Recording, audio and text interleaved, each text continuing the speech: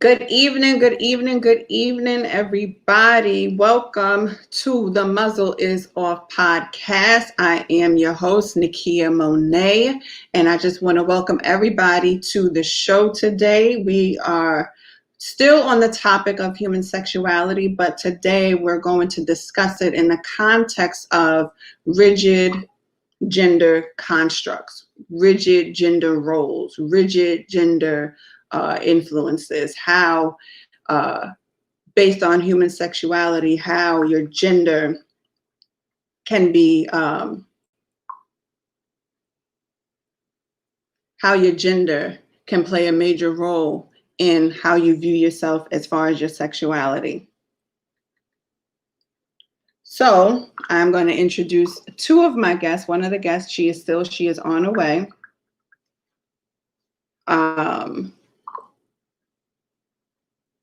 We have Marcus with us today. Go ahead, unmute your phone. Go ahead. You can unmute now, Marcus. Hello, hello, hello. And we have Gail with us today.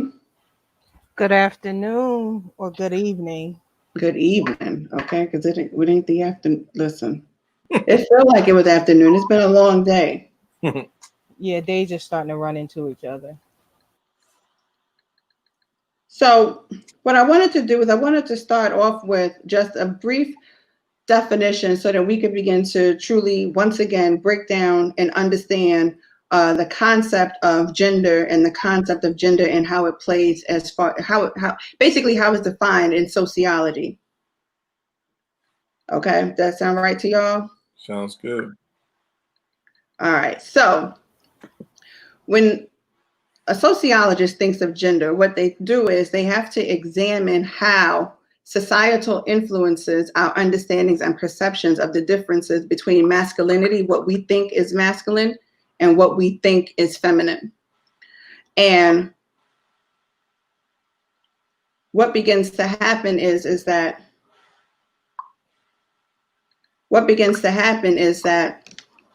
based on how we define masculinity and based on how we define femininity, what we define as masculine is normally attributed to a male trait. What we define as feminine is normally attributed to a female trait, a woman's trait.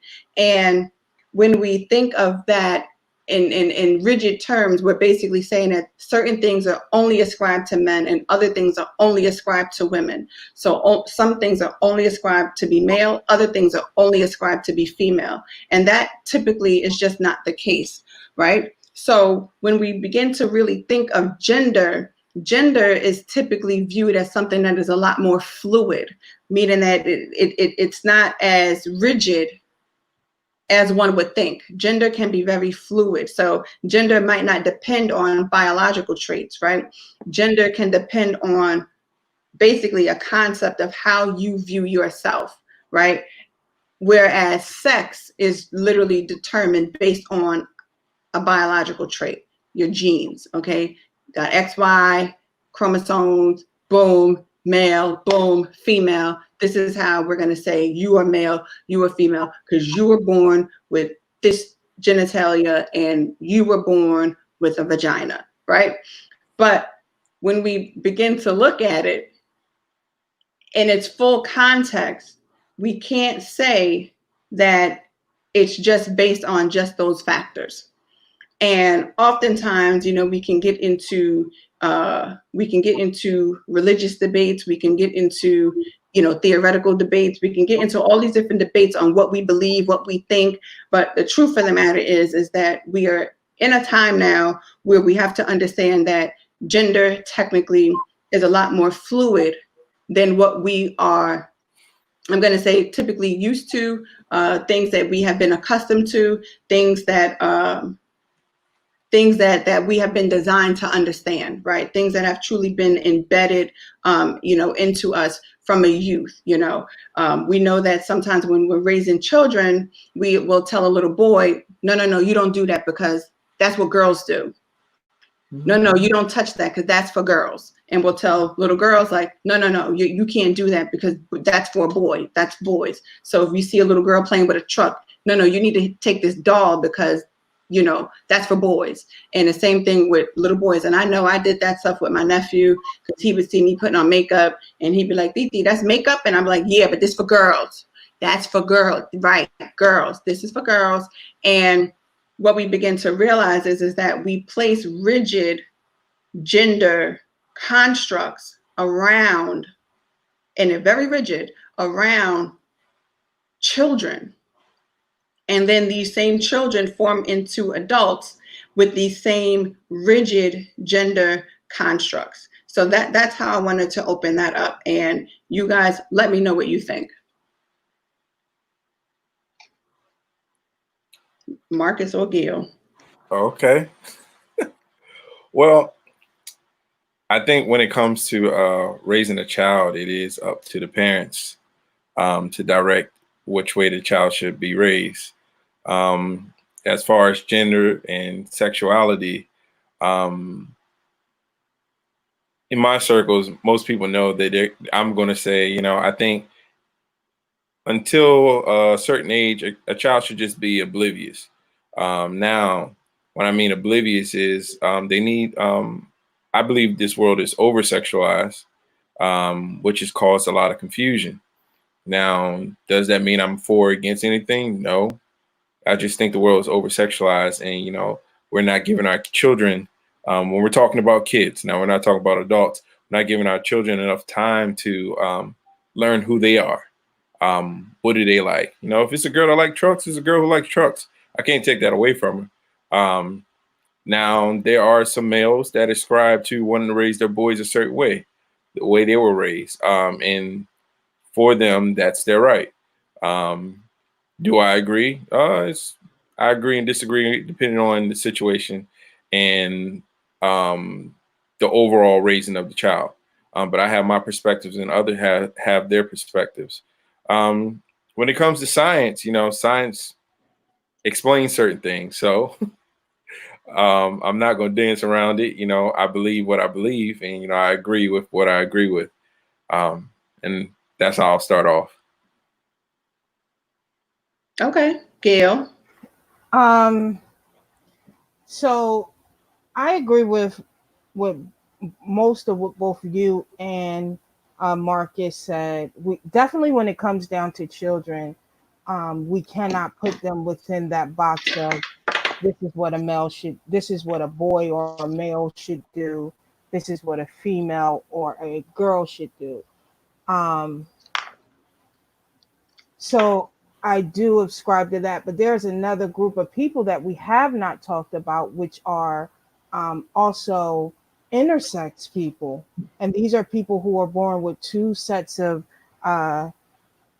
they're born with both male and female organs. I know I'm probably going deep already. And so the parents choose at a very early age of whether that child is going to be male or female.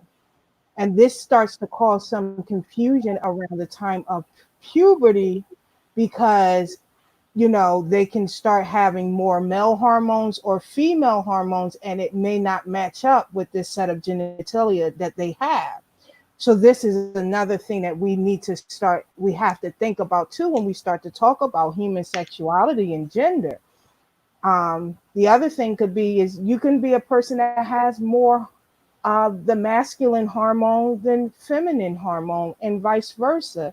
So this is not a one layer conversation. It has many layers to it. And until we start to dive into the many different layers that makes a person who they are, we will never fully understand human sexuality or gender. So let's take this a little bit further then. Because the truth of the matter is that we live in a society today, right now, where we understand that we are in a time where we have very rigid gender constructs.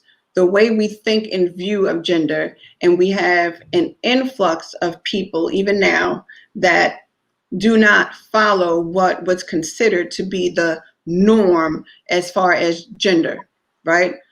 We have people that are truly within themselves saying, okay, yeah, I know that I was born one way, but that's not how I'm identifying myself. I know that I could be, but that's not necessarily how I am identifying.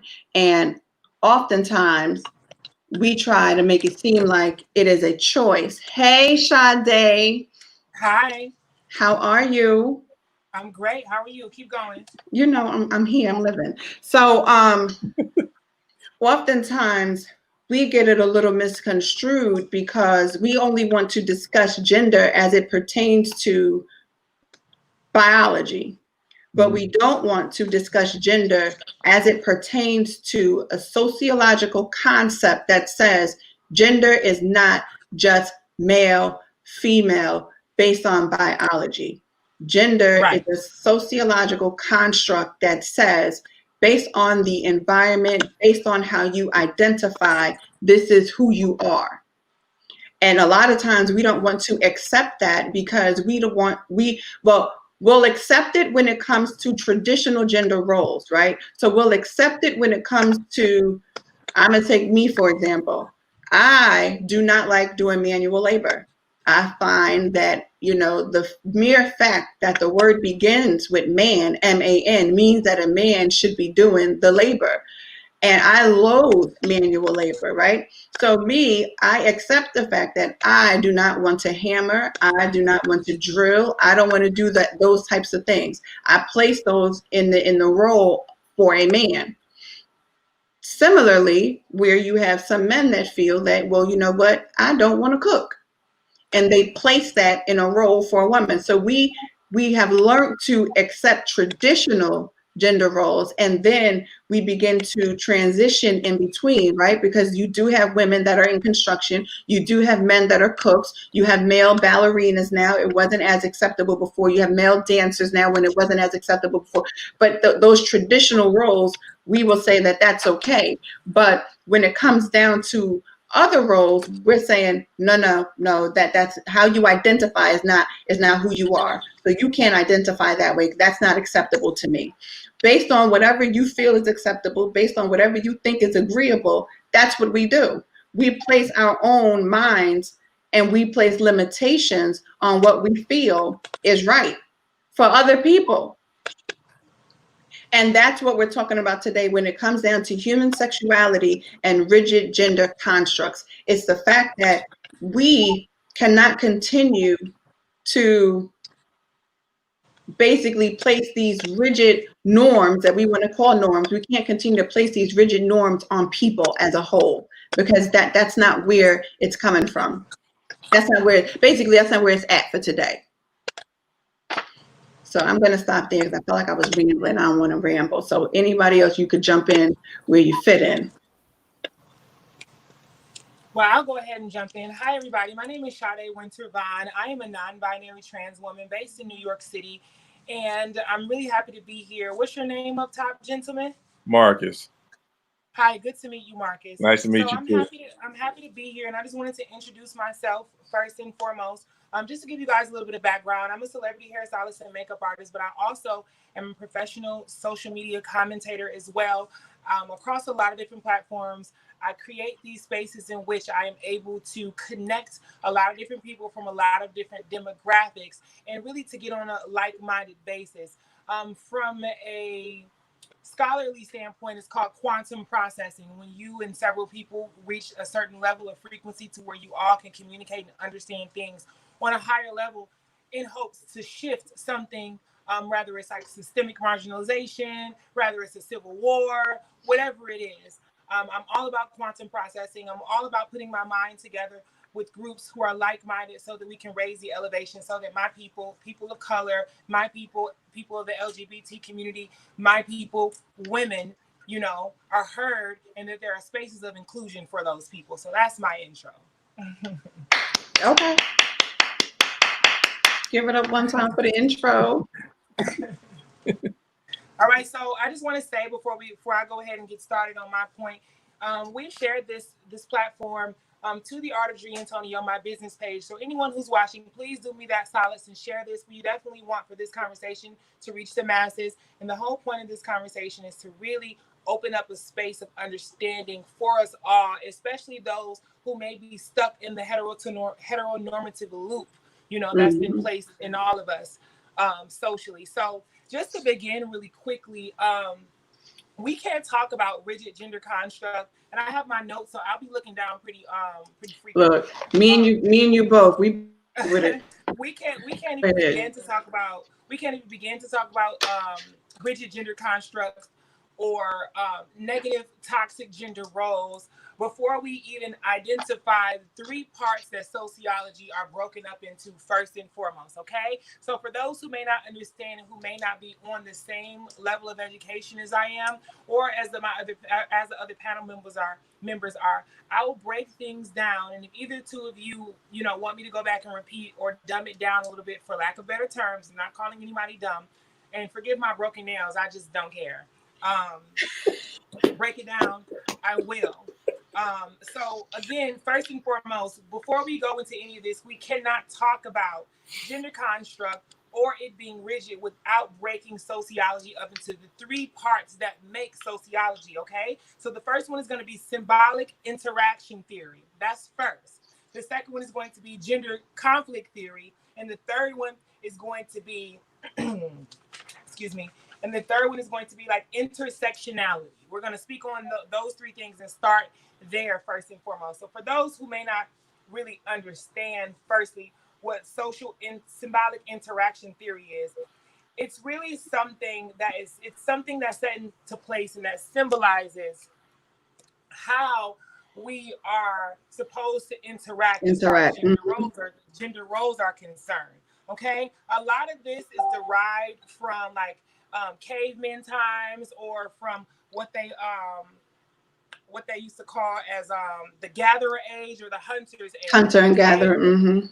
Right. So a lot of these roles stemmed from, this is what a lot of anthropologists like to debate. Yes. That these gender roles came from the hunting and gathering age, where men were physically stronger and women were childbearers. So it worked for them from a system standpoint. Symbolic interaction theory speaks to gender being a system and speaks to it working in harmony with each other.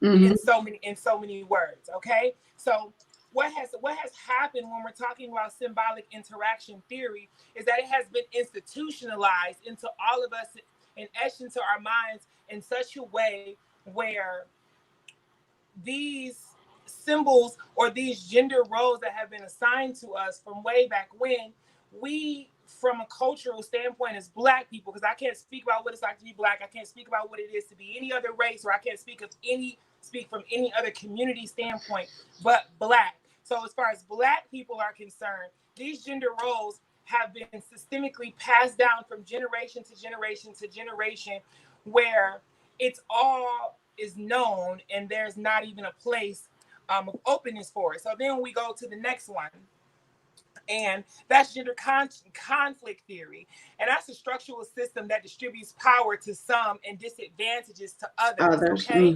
So what this means for people is, this is when we get down to like wage equality, or the things that from a sociological or from a societal standpoint that are meant to raise up the man and lower the woman. So for instance, this is what the patriarchy versus the matriarchy is. This is what I'm talking about for those who may not understand what I'm saying when I'm talking about gender conflict theory, and the structural system that's in place to denounce and to celebrate some. I'm going to kind of veer off for just 1 second, just to make my point a little bit for those who may not understand this verbiage. What I'm saying is that the Black femme figure, whether it's a Black gay man who is effeminate, whether it's a Black cisgender woman, whether it's a Black trans woman, the Black femme figure itself has been denounced within Black America.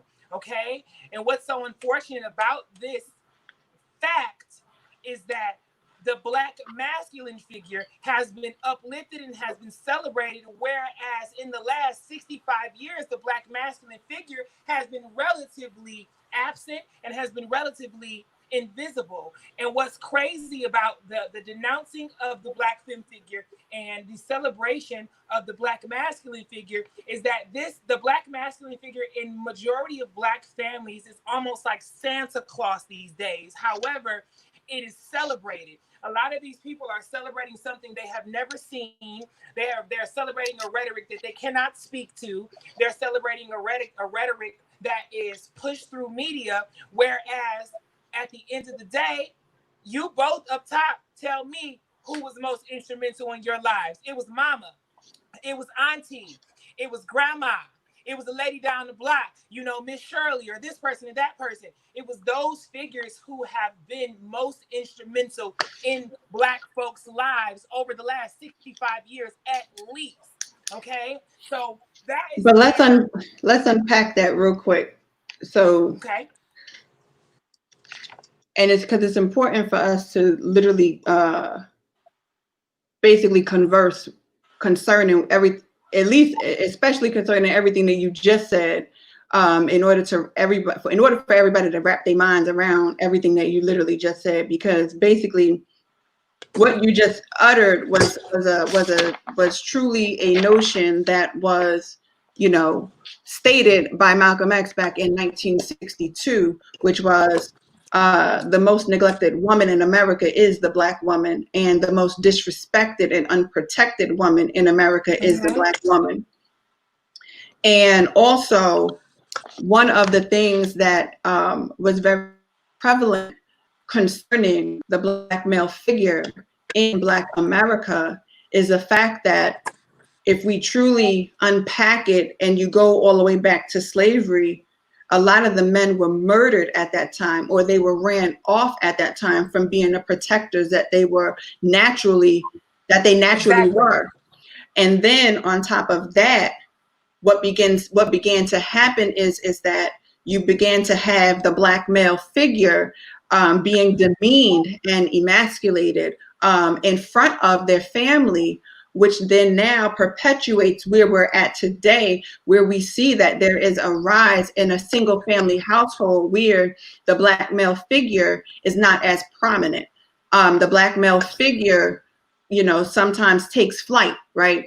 Or, like I have a nephew where his father was murdered in the streets. So he's raised by a single Black mother because his father was murdered, or, we have the situation where the Black males are incarcerated. So a lot of, and we saw that through history and through time, for the simple fact that since slavery, from Black Americans, the slaves being brought into this country, the Black male figure was literally dehumanized and demeaned to the point where he did not know how to stand. And then the image of the Black male figure was one that said he's a brute, right? Because that's what they would show. They would show a strong male figure on TV and one that was a brute, that was like a monster. And then you would see another image of one that was docile and that would just follow whatever white America at that time would tell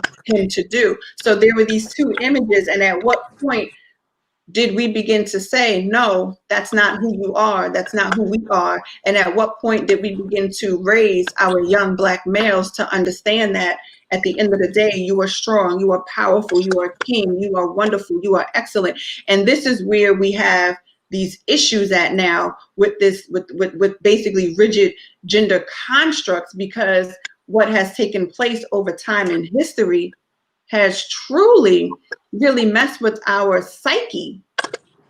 And then it's perpetuated like this, where you have Malcolm X in 1962 basically saying the Black woman is one of the most disrespected, neglected, unprotected woman. And why? Because she was left alone. But the question becomes, at what point do we stop? leaving her unprotected? At what point do we stop leaving her from feeling neglected? At what point do we stop leaving her from feeling as if she's unwanted? Well, at what point do we stop that? And I think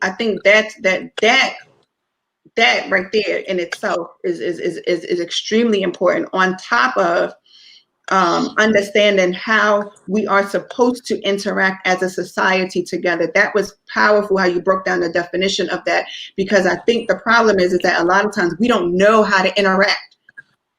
Some people, you get people that say, don't talk at me. We love to talk at people, but we don't know how to speak to people. We don't know how to converse back, and we don't know how to have conversation. Some people, you have these extreme argumentative people that just I like to argue, I like to fight. Well, something is wrong with you if you don't know how to speak without arguing. People, the only thing they know how to do is be dismissive and divisive. Well, something is wrong. If that's the only thing that you know how to do, then something is wrong. But that all goes into play with how we view ourselves. How do we psychologically view ourselves? And then how do we break down these barriers?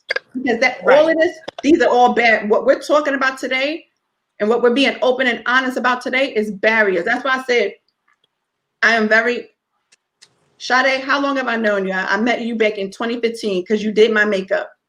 Right. And so, I mean, but you were following me for about a year prior to that. Yeah, because I was watching.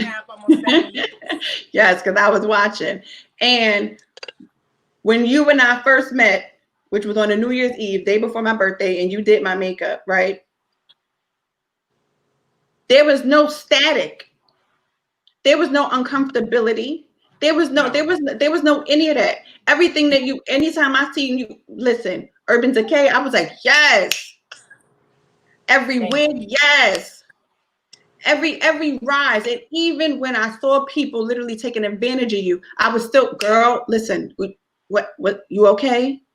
Because that's how we should be. But we don't know how to be that because we're so busy trying to look at a person for what they I think that speaks to structural functionalism, okay? Yeah. Because a lot of us don't even realize what sociology is and what these different structures are that have been set into place to make the world go round, okay? And at the end of the day, when we speak into structural functionalism, for those who don't know, it's really the understanding of the things that were put into place for things to operate accordingly. So the thing about it is that structural functionalism is systemic. As I was saying earlier, it's systemic. So you have to realize that most people are operating in a regard to which they are just refiltering what their mama taught them, what their mama's mama taught her, what their mama's mama taught her. Okay? All the mamas. Never taking into the account that possibly your mother was a fool.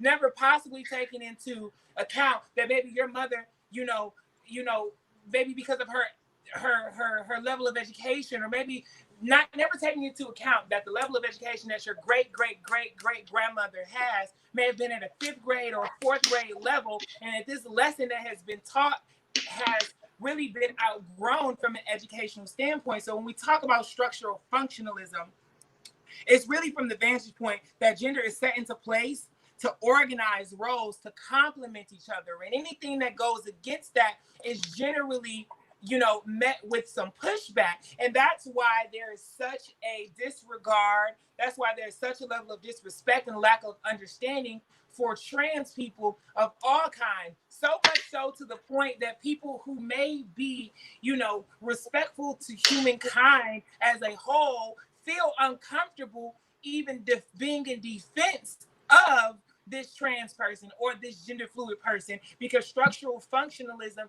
has really clouded majority of these people's judgment. And that's that's the next part of it. I'll let you guys respond to what I just said. Well, Marcus, did you have, because I saw you like open. Well, one thing I will say is when it comes to that, a lot of people are uncomfortable addressing someone who's different because they're not comfortable with themselves. You find that a lot.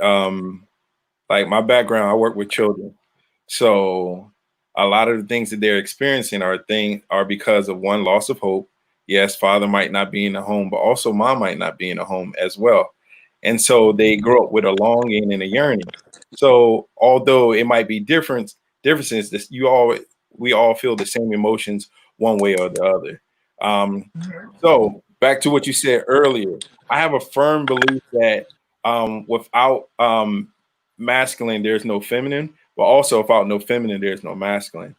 We both need each other to prosper, and people don't understand that. At the end of the day, we might have different beliefs, but there's a generation that comes behind us, and if we don't do our due diligence, or in other words, responsibility, to give them their core basic values in order for them to make their decision, we have done them a disservice, and therefore we've abused them. Not only we have abused them emotionally, we've abused them spiritually, we've abused them physically. Why? Because we failed to give them core values that allows them to make their own decision. And that's all I was going to say.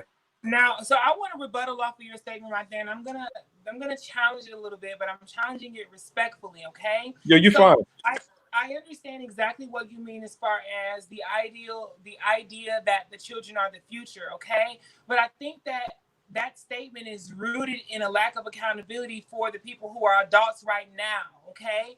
Because at the end of the day, yes, our children are our future, but a lot of what they follow behind of us is not what we're saying, is what we're doing, okay? Right. So you can't, a lot of people, just to make sure that you're understanding what this gentleman is trying to explain, I just want to break it down in another way, just to say it very clearly and very plainly, that a lot of this is going to fall on the backs of our founding fathers, of our foremothers, of our forefathers, and of ourselves, because at the end of the day, we are the individuals who have control over the way that we walk, the way that we talk. And, you know, Yes. just simply being an upstanding citizen in society who's able to, you know, pay their own bills, have their own space in which they can operate in the way that they see fit, regardless of class, regardless of race, regardless of religion, which then takes me to the point of, you cannot even get to mentoring these babies if the system is continuously broken.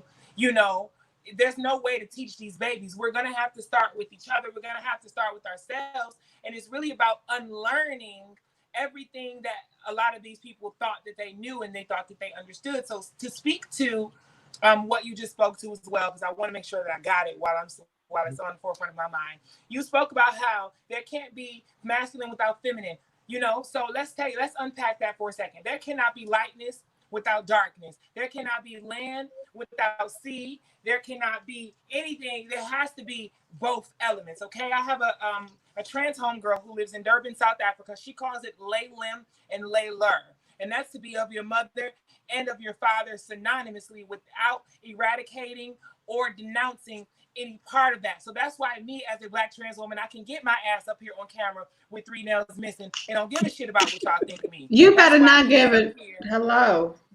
That's why I can get up here without having to have, you know, the most fab dress on, or without having, I purposely didn't do my baby hairs for this video. I purposely am not as done up as I usually am, just to speak to the fact that I could give a shit less about gender construct. I will walk outside with baggy clothes on where you can't see my body, and it doesn't affect me in that regard. But I think this takes us to the place where you said the elements are missing in a lot of these babies, and the elements were missing in a lot of us, and that's why the world is the way it is today. For instance, analogy that I always use is that let's think about the Powerpuff Girls for a second. The Powerpuff Girls were comprised of sugar, spice, and everything nice. A little bit of chemical X, okay? And a little bit of chemical X, okay?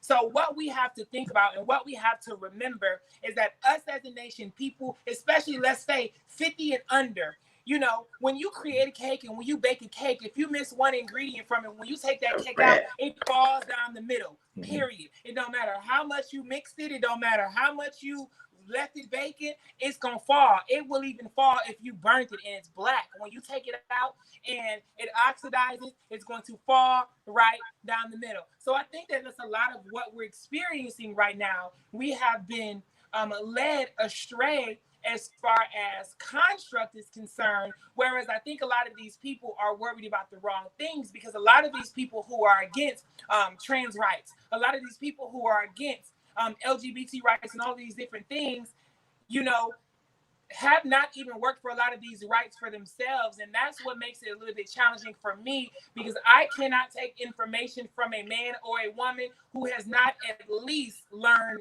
to be stable. And I agree with that, because if you don't know how to be stable, how the hell are you going to tell me what rights I should and should not have? But even if we go a little bit further with that, with rights, and this is why I have a very big problem with a lot of people that saw an issue with the Supreme Court ruling that a person cannot be fired, terminated, basically discriminated against due to their sexuality.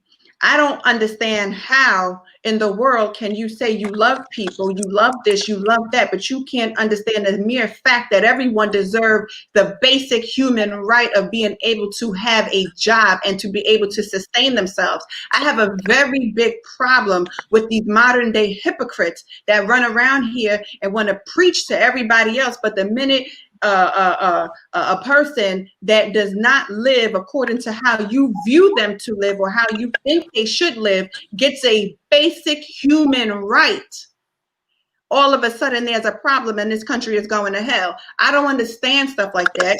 I can't get with anything like that. Well, and I think that again, it I think a lot of that, I think, again, you know, to unpack it some more, that is, I can tell you why clearly and plainly Black men and Black women have an issue with Black trans women. And again, it's because the Black femme figure in totality has been denounced. Okay, you got to remember, like I said, I don't remember what the actual percentage was, and I researched the day before yesterday, but I want to say it was definitely between 60 and 70% of Black households have the father absent. Okay, so let's start there. So a lot of these men, we're just going to talk about the men for a second. A lot of these men view trans women and view femininity, even if we don't talk about femininity, let's just talk about the Black femme figure and not assign it to gender, okay? These men were raised up in households where they got their asses whooped for watching commercials with Barbies on them. They got their asses whooped for moving a little bit too swift. They got their asses whooped for being up under grandma while she was cooking. They got their asses whooped for whining and expressing their pain or expressing their emotions or having empathy.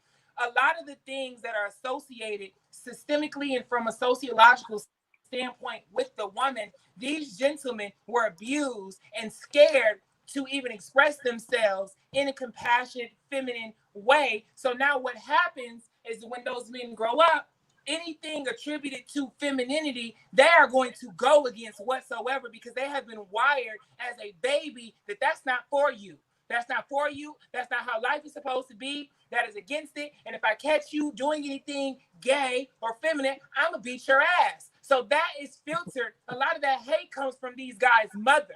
A lot of this hate comes from these guys' aunts and grandmothers, because you cannot forget, majority of these people were fatherless. Now, if we speak about the absence of the fathers in these households and what ends up happening, to relate it back to the denouncing of the Black femme figure, they then start saying, I'm the mama and the daddy, okay? And it's celebrated.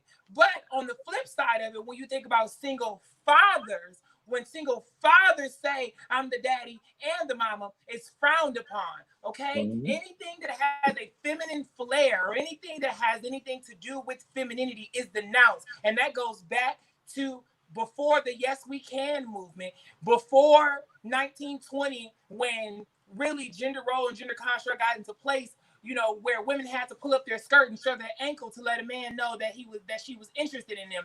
That all predates all of those different things. So again, I really do think that majority of that hate and majority of that pain comes from the denouncing of the Black femme figure, because again, these men were not present in these children's lives. So a lot of times these mothers went so hard as far as gender construct was concerned to make sure that their sons weren't feminine so that they could make it. Okay, so that they could survive in these streets because they didn't want their children to be soft. These are the mothers who say, if you get your ass whooped, go back outside till you beat him back up. These That are the was my mothers, mother. you know, these, and that's toxic, Nakia. It's toxic. It may It's be toxic, accepted but socially. It may be accepted. It may be accepted socially. But what we have done is we have etched these ideals in these babies' minds, and now they grow up and they have no access to the power of femininity, rather you're a man or a woman. So just think about who these people could have become or who they could have been if they were well-rounded. Because at the end of the day, feminine and masculine, just like the gentleman said, they go together. They go together. That's harmony. So just imagine what these people could be if they were well-rounded. And I think that that's where the issue lies therein, is because these people are missing the elements that make the cake stand. I get it. Gail, I think you had your hand So, raised. yeah, so Wait, I there's somebody else agree. on here? Oh, this box right here is somebody? Yes. Wait. Yes. I just don't want to be on camera because I look a hot mess. So but one of the things I wanted to say is it comes from a place of ignorance and us not knowing. But it also comes from that saying of, if they knew better, they would do better. And a lot of times, if we take from caveman times, which you were talking about, let's look up until the 1950s, they weren't educated. They were taught a lot of the things from the slave masters because they had been stripped of their very own identity when they were brought over here from slavery. So now they were being institutionalized, and the systematic racism and all the different things that they learned, they picked up from people that came from Europe and all these other countries that had nothing to do with them. So they didn't even have an identity of their own, and they're taking somebody else's identity. And so they did the best that they can do with the information that they had to keep their family together and keep their boys safe and their girls safe. But as we look at the 1950s, the nucleus family then changes. And then you have grandma and you have aunts and uncles, and you still have the mom and dads living in the house. It wasn't until they instituted this system of welfare and those types of benefits that the fathers then were removed from the homes, because then you couldn't get benefits and the father still being in the home. Was still there. So you have those constraints, right? Because at that time, the nucleus family, the father took the children, still stayed home, and the fathers took the boys out and taught them how to hunt and things like that. The mothers kept the daughters at home, taught them how to cook and clean. Okay. Now, as we go through a transition in what the world looked like, you were starting to see more women get jobs and things transition. You had wars and all that. Well, so you got to take it back to World War II, because that's what I was about to say. The Yes We Can movement, exactly. Right. So you have the war, and then they take all our men. So now the women are now working in the factories and things like that. So, but understand, even at that time, we still didn't have rights. We still didn't have rights. This is true, right? But I'm looking at it. I'm doing a pan of what happened from caveman up until now. And one of the things that we didn't learn how to do was we did not learn how to transition with the transition. We didn't learn how to grow and accept that there was now people that was gender fluid. There was now people that had same-sex attractions. You know, there were now people that said, "Oh, I like both men and women, Is she and I don't for y'all have too, to." or is it just me? Huh? Is she staticking for y'all too, or just me? No, I hit No, that. I just sent you a message, Gail. I think your microphone is My rubbing. phone, Okay, my phone is staticking so bad. let me switch Sorry. over. I'll be right back. Let me switch over. I'm going to switch over to a different device. Say So something, you guys. we're here. So I think it's also Nah, it's it's it's still. it's good to Go understand out, go because out, and come right back in. I think that was her microphone. But I think that it's good to really and truly understand, like what Sade brought out, structural functionalism, because a lot of things were put into place, and in order for us to understand the structure and how we feel that these gender roles are supposed to be, and then we have a lot of systemic changes that began to take place, and based on those systemic changes and those challenges, now you have a whole entire movement that is going forward. Hi, Gail. Hey, That can you sounds guys much hear me better. better? Yeah. Okay. And also, Sade is coming back in as well, because I think her microphone was as well. 1 second. Yes. Hey, Okay, Sade. I'm back. It was staticking. It was staticking really bad for me. I don't know what that was about, but I'm back. Oh, Sorry. that's all right. These mic. But Gail, go ahead. I really want you to finish unpacking your thought, because it was a really great thought. So we never made that transition.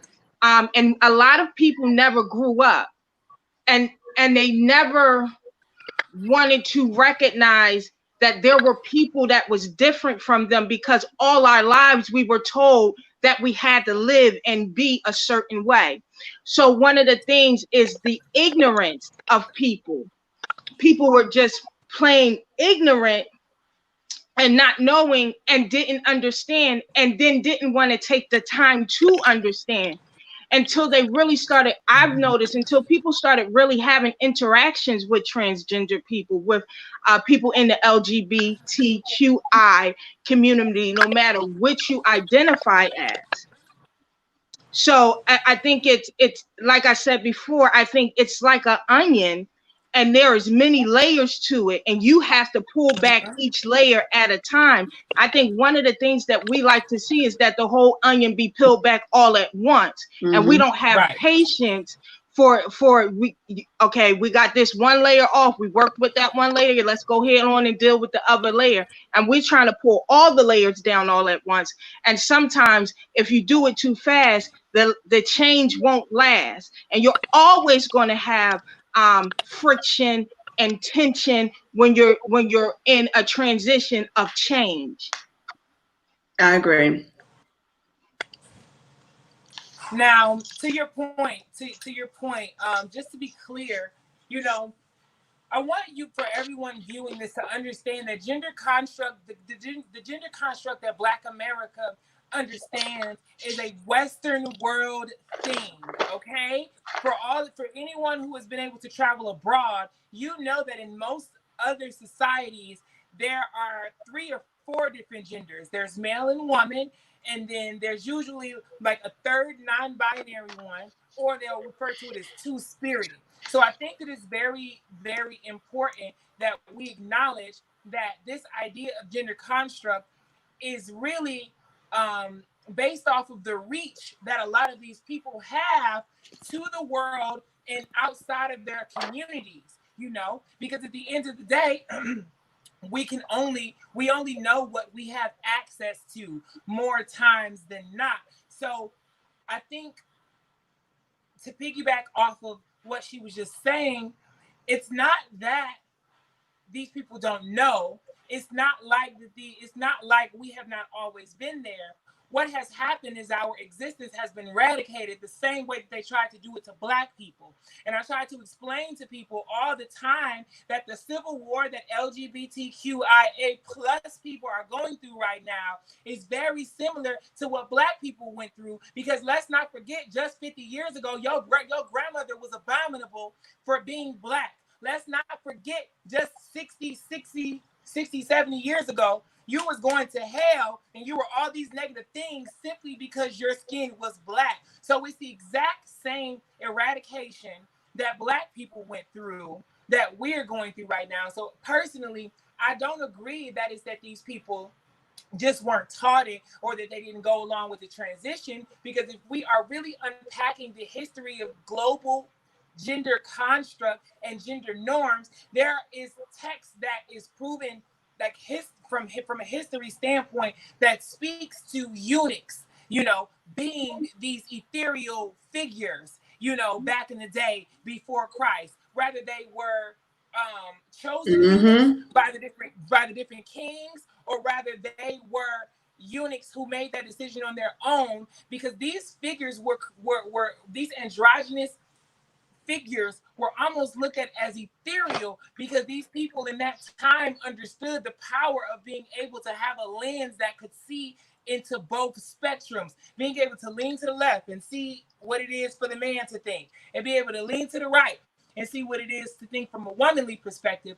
These figures were celebrated, but we were denounced, just like the different kings and queens in Ethiopia and Nigeria were overturned and denounced as well. So it's not that these people didn't know about us. It's not that these people didn't shift with the transition. What has happened is that our history has been eradicated and denounced the same way that white America is trying to denounce Black history and the history of the natives, the indigenous natives, that is. So again, this really goes down to a bigger issue, because I don't even think that people really understand that sexuality, gender identity, and gender roles are all synonymous, but not mutually exclusive. They're not mutually exclusive. So what that means is I can be a Black trans woman, but that does not mean that I was a Black gay male before I transitioned. I'm gonna give you a perfect example of that. Caitlyn Jenner, when she was still Bruce, she had a wife, she had children, and even now as Caitlyn, she is in a lesbian relationship. So that tells you right there, because people can't, for whatever reason, can't wrap their minds around gender and sexuality not being synonymous. I can absolutely be a trans woman and still only be attracted to cis women, or so on and so forth. So a lot of these things I really think fall down to a lack of understanding of history. Like she said, which way? That way. Look, like that way. Like she said, ignorance as well. But I don't think that it's about, oh, we didn't see those people, or oh, we didn't know that they were around, because we've been here, we've been shifting the narrative, and it's mighty funny to me that it's the only places that cis women, generally speaking, Black cis women, usually only acknowledge the gays or the girls when they need their hair done or when they need their makeup done. That's the only space that we have been celebrated, and historically, these are the people who have led that movement as far as beauty is concerned. It is recent, as far back as I know, the 1940s, the girls, the trans girls and the gay boys is the ones who give you your press and curl. So I find it a little strange when I hear people say, oh, this is not something that was seen, or oh, we just weren't raised like that, or oh, you didn't really see people like that. Because yes, you did. And you chose to ignore, but you saw, and it was very prevalent. It was very much so known, and it wasn't a secret. It wasn't a secret. It just didn't do you no good. Right. To celebrate them outside of going to the salon. It didn't do you no good to celebrate them outside of, yeah, girl, you look good, you fab, you this, you that, and the third.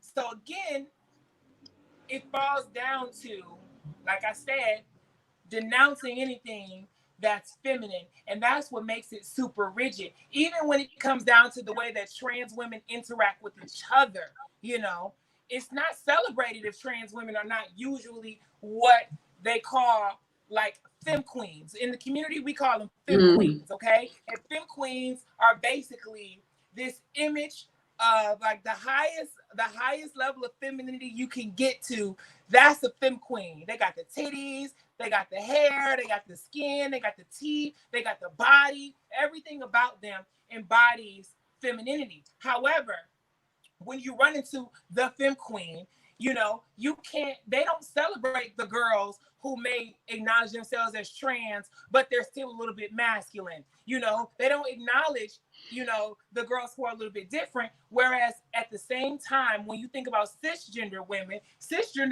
are not celebrated for that either. When you see those girls who are more masculine, like to wear basketball shorts, we'll use Kyla Pratt in Love and Basketball, for instance. Those little girls are usually treated like outcasts. Go put on a girl. Go put on a dress. Excuse me. Why are you acting like a boy? Why are you doing this and why are you doing that? So that same ideology is in our community as well. But I just really think that a lot of the reason why the trans women are being murdered at the rates that they're being murdered now, and that there are so many different issues within the community, goes back to what we have been conversing about this last 30 minutes. These men and these women have no self-esteem. These men and these women have no ground to walk on as far as their identities are concerned, generally speaking. And that's what makes it challenging. You are afraid of what you don't know. And that's the truth. And that was when I had I was reading an article the other day about the trans man that was murdered by the police, actually, which has not received any attention whatsoever, which is unbeknownst to me, because this man was murdered. Why? Because he was defending himself against those whom had attacked him. And they attacked him because he was a trans man. And so then he got very angry. He was very upset. He was very hurt. So he went back to go retaliate. And instead of diffusing the situation, the cops saw him with a gun, boom, shot. No, that's not how we handle these things. And Gail, I think you were just telling me that there was a trans woman that was just murdered in Philadelphia, right? I believe it was in Philly. Dismembered. And I don't understand why this is not getting the same. And this is why I have a very big problem with people that have a problem with people saying Black trans lives matter too. And the reason why they're saying it is because of the fact that we're not including the Black trans into the Black Lives Matter movement as a whole. Because you can't pay me to go out there and march for y'all, and that's just me being 100. You cannot pay me to get up and go and walk and put my life at risk, or even if it weren't at risk, you cannot pay me to go and march for Black lives. The same lives who say that I'm abominable, the same lives who celebrate murderers but denounce femininity, the same lives who leave these women at home to watch their children, to raise these babies alone. I'd be damned if I take my beautiful ass out there and put my life on the line to support a rhetoric that a lot of people don't even understand. And what's crazy about it is that these people, these hotep ass people, these hotep and these which means cisgender heteronormative ass people, fail to realize and don't even understand is that Black Lives Matter was created by a Black gay man. And a lot of y'all fools don't even know that. The person who leads it, the person who created it, is Black and gay.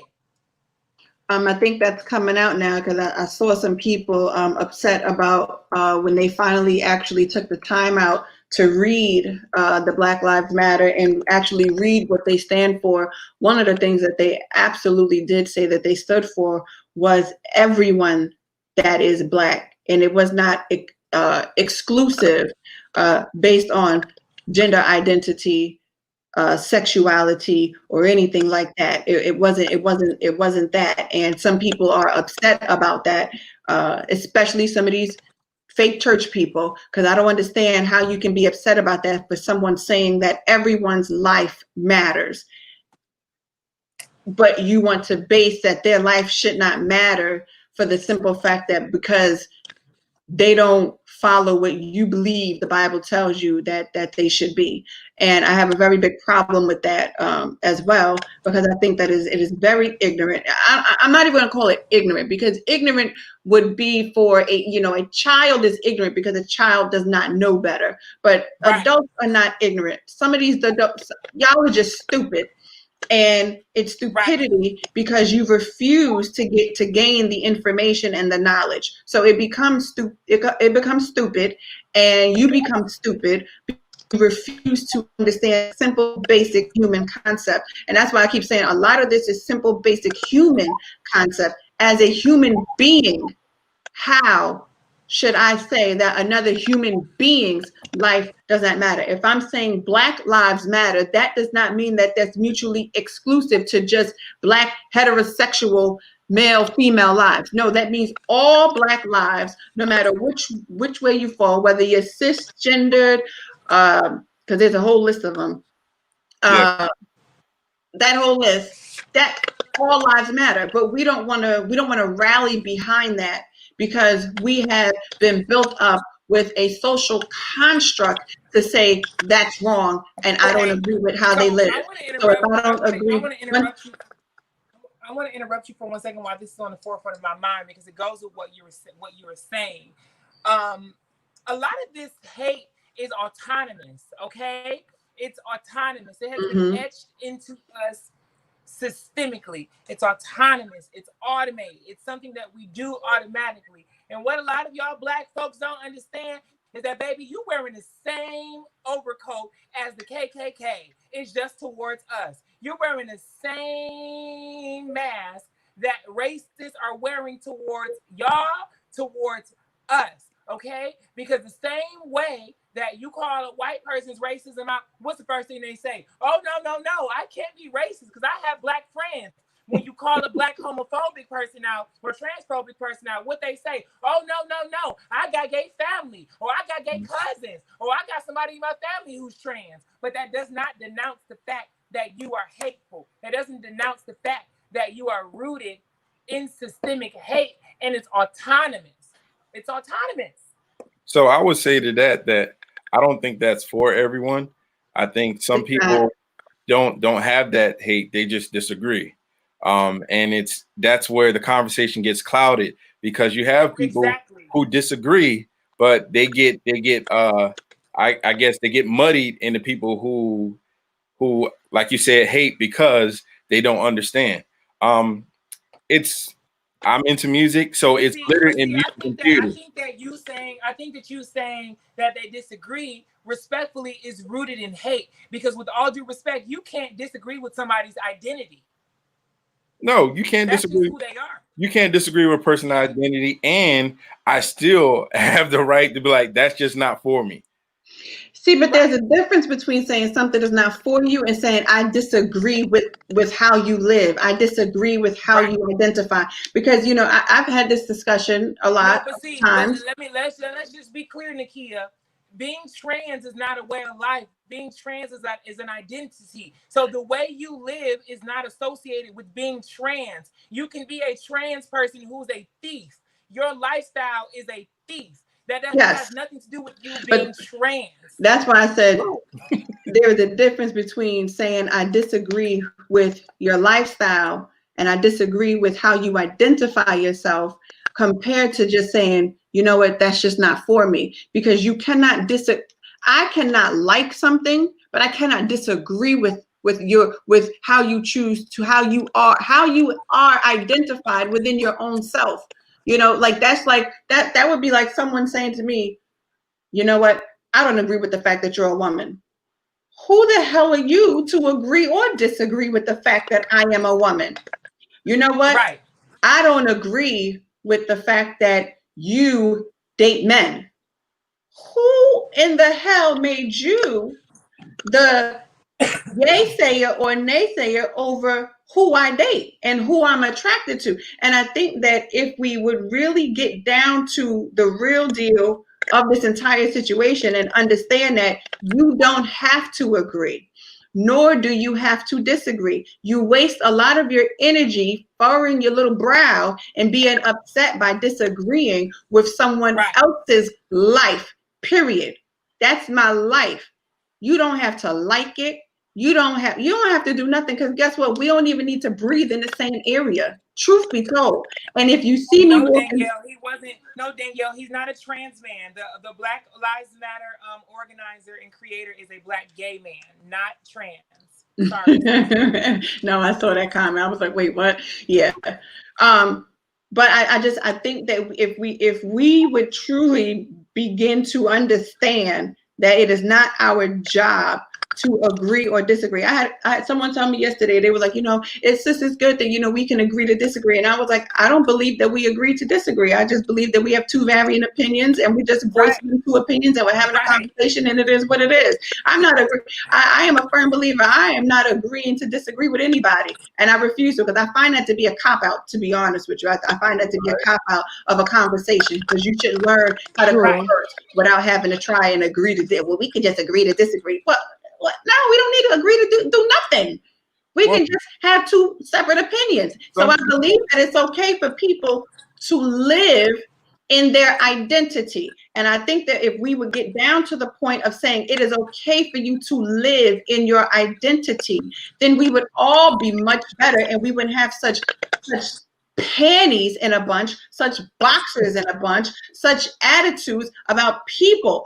I'm not talking about, it's people receiving human rights to say that, guess what? I won't be discriminated against because of who I am. And if we don't start understanding that people are who they are, because we always want to change people based on what we find as or based on what we have defined in these roles, we got to debunk all of that stuff. We got to stop doing that, because people have very big problems. And I'll be very honest, all jokes aside, I worked at Wawa, right? And at Wawa, there was a transgender woman that worked at Wawa. But she was really in the beginning, but she went by her name, okay? Because that was her name. And guess what? Me and her happened to be in the bathroom. This woman almost fell out the entire bathroom because she was so disgusted by seeing a transgender woman in the bathroom with the child. Now, my whole thing is this. She ain't hurt you, because guess what? What you see in the news, or what you hear in the news, you hear a lot about these men that are hiding in the stalls in the women's bathroom, waiting to see who they could rape, waiting to see. Or them pastors touching on their sons, or the football players or the football coaches touching on their sons, or the uncles touching on their sons, or the daddies touching on their sons. But we seem to always want to categorize this as, well, because they're different, then they're no, this is not going to be safe. This is going to be this. And it's like, no, some listen, there are sick people everywhere. Right. That's my point. There are sick people everywhere. It's the exact same thing. Again, I don't think that Black people understand that like I said, it's the same mask that white supremacists wear. It's the same way you uncomfortable when you walk through the beauty supply store and Chung Lee is following you around. Hello. It's the same energy and the same space of negativity that you're using to try to create a space of disassociation for me and my people.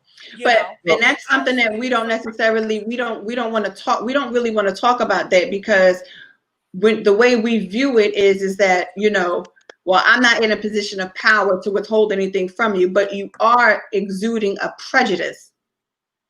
Right. And that's just that on that.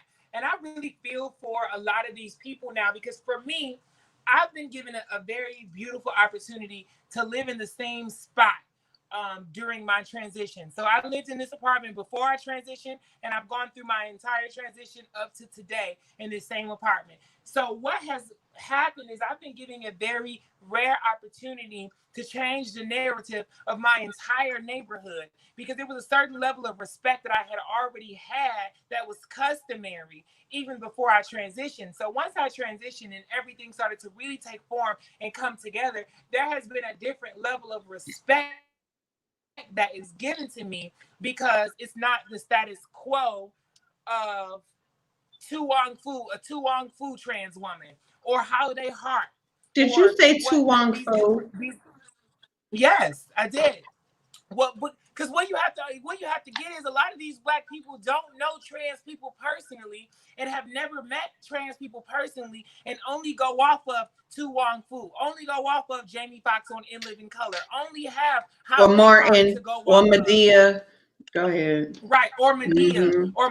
to go off of. And I don't really count Medea because the thing about it is the Medea, Tyler Perry is a drag queen, okay? Not a trans woman. The reason why I reference Holiday Heart, Tu Wong Fu, and the things that I did because those girls were trans women, okay? The Yeah, they thing about were. it is that for instance, Medea is a drag queen figure, whereas a drag queen figure put into place to celebrate heteronormative black femme figures like grandma or great aunt or so on and so forth. Whereas Tu Wong Fu, Holiday Heart, these different stories were put into place from the lens of trans women themselves. So what you have to get and understand is that a lot of the access that Black America has, a lot of Black America has to black trans women is kind of obscured because you don't really see a whole lot of girls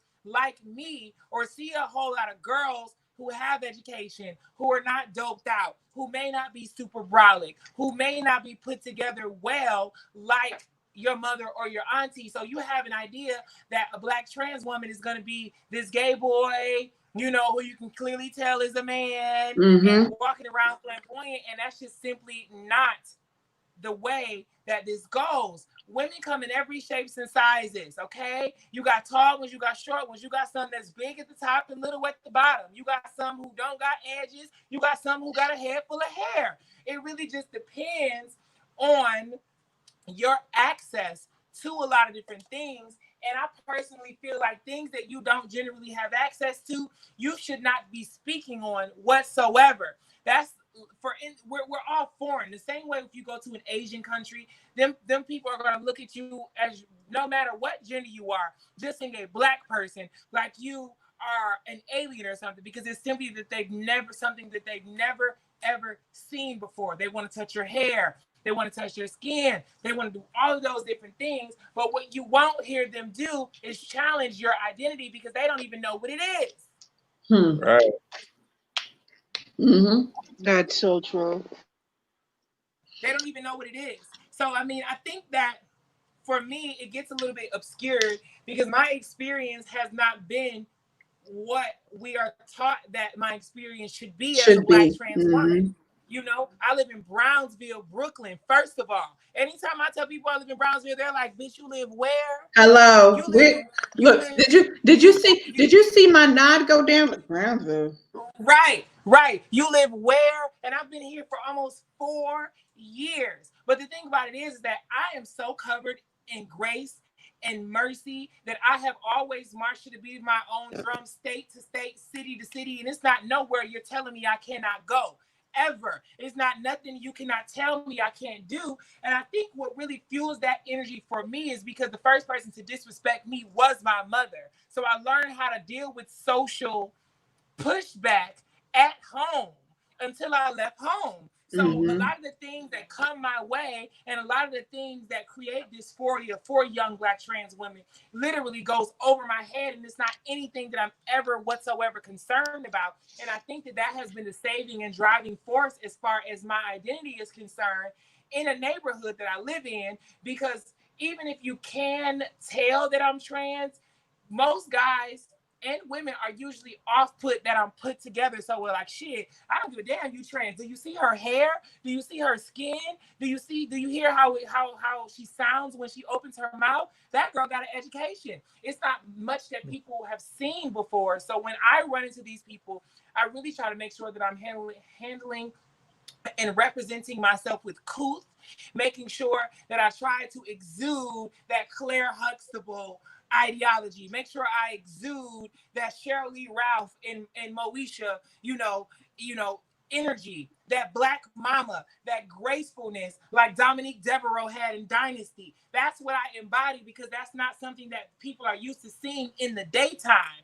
They associate trans women with the nighttime. We're supposed to be women of the night. We're supposed to be prostitutes. We're not supposed to be in boardrooms and shit. You know, Nakia, I was an executive artistry trainer for L'Oreal under Urban Decay. Boo. So I'm not supposed to be in the spaces that I've been in. I'm not supposed to have the level of education that I have. But I think that what has happened for me is that it has fueled me, and there's just this light that's around me that has protected me. So again, I don't walk into spaces and get a lot of that energy. And even if people can tell, my confidence is so off-putting that it usually makes them think this bitch gotta be crazy. So we're not even gonna mess with her, because it takes balls to be able to move through life like this. So I know she has stabbed me in the eye or something like that. You know what? There's no way this person is moving in this regard without some type of protection.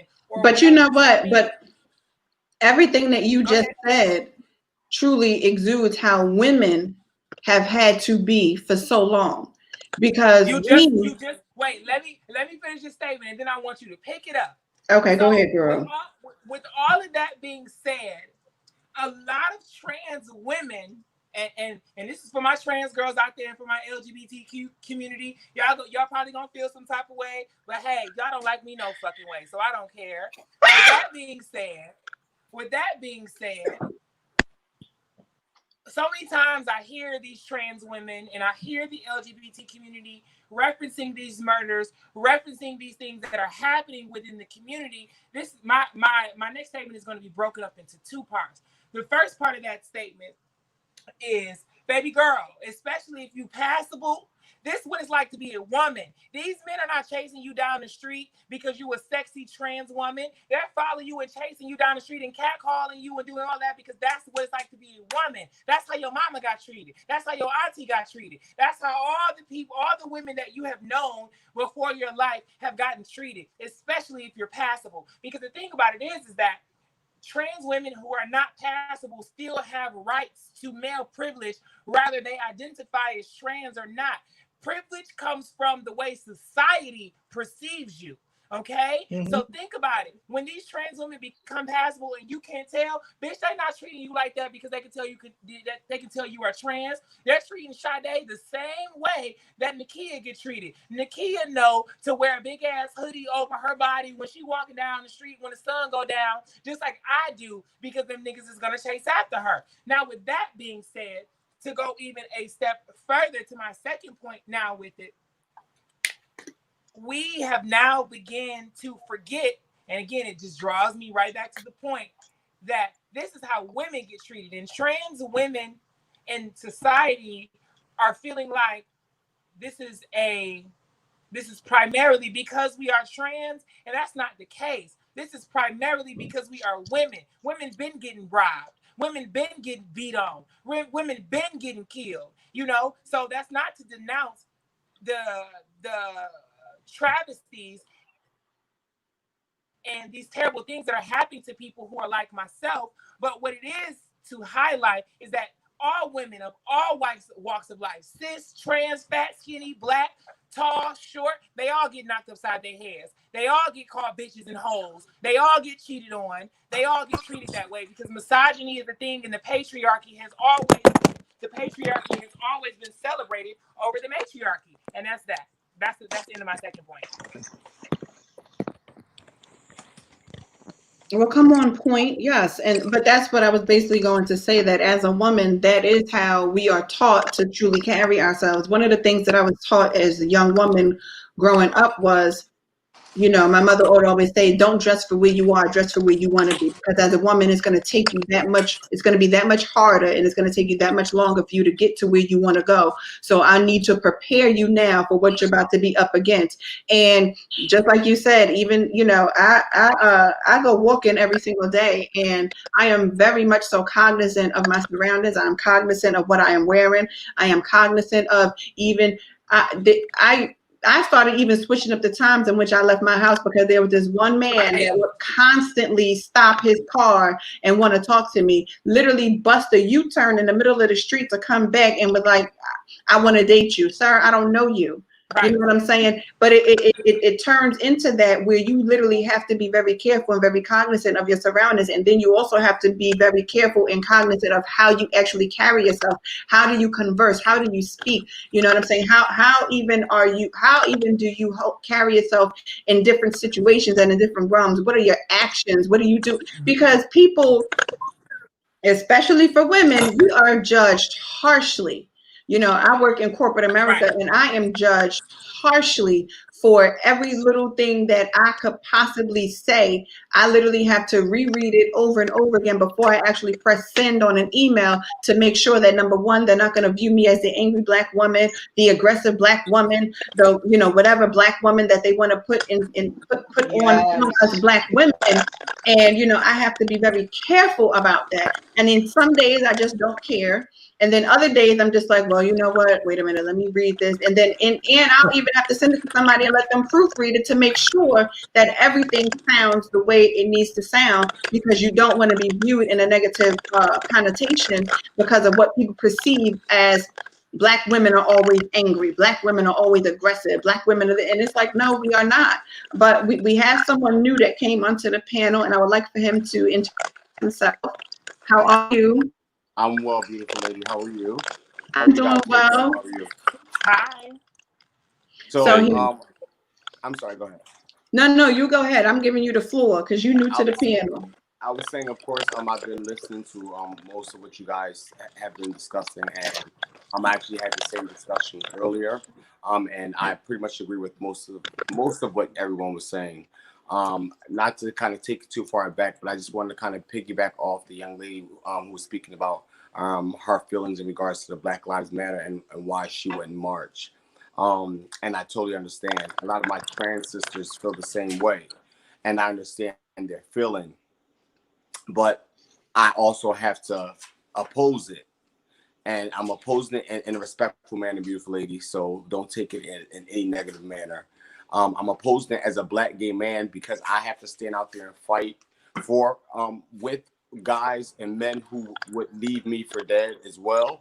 I have to oppose it because the people I'm fighting for are my brothers, my niece, my nephews, the people that actually love me. So a lot of times us in the LGBTQ plus community, we have to be stronger than most and put our personal feelings to the side because the bigger agenda is, equality for us as a whole. Because you have to understand that once they're done beating down the straight Blacks, they're going to go, we're next right behind them. So it's going to be a trickling cycle because we're all Black. So even in the midst of them trying to harm and kill and beat on us, we still have to stand up and fight, beautiful lady. And if it's not for you, if you don't feel like, you can use you as a reason to fight, what about that young trans lady that's coming behind you that's not built for it tough like you are?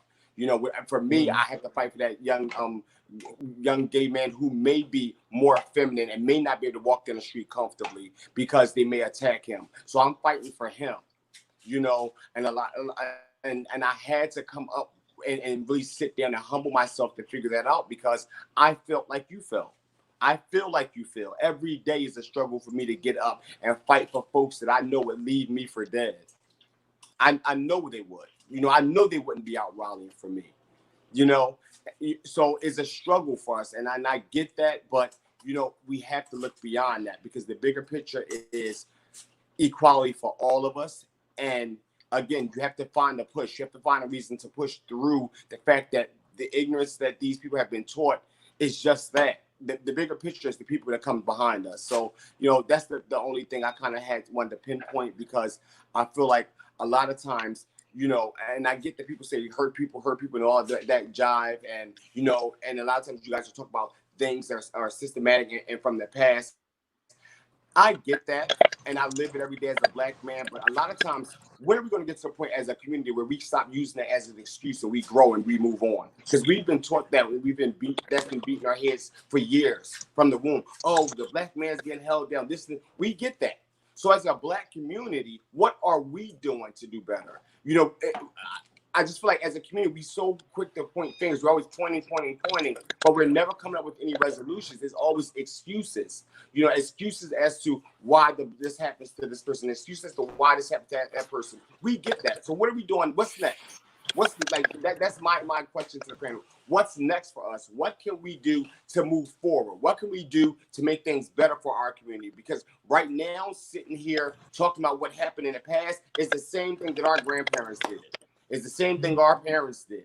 It's not getting us anywhere. You know, my thing with you know, and young beautiful lady Host, you said something about how what Malcolm X said. It was the quote that Malcolm X said, and I don't know word for word. What he said was so true, but the issue that I had is those my Black queens. We tend to the same. You guys put Black men on these pedestals, even when they beat you down and they treat you so bad. When are you as Black queens going to hold these men accountable and stop making excuses for Black men? Oh, I agree, because I don't make no excuse for none of the Black men. You understand what I'm saying? I don't make excuses for it. I don't make excuses for that level of behavior. I don't make excuses for their treatment. And the reason why I could say that so emphatically is because I lived it with a Black man that literally disrespected me, embarrassed me, put his hands on me. And I didn't make excuses about it then, and I'm damn sure as hell not going to make excuses about it now.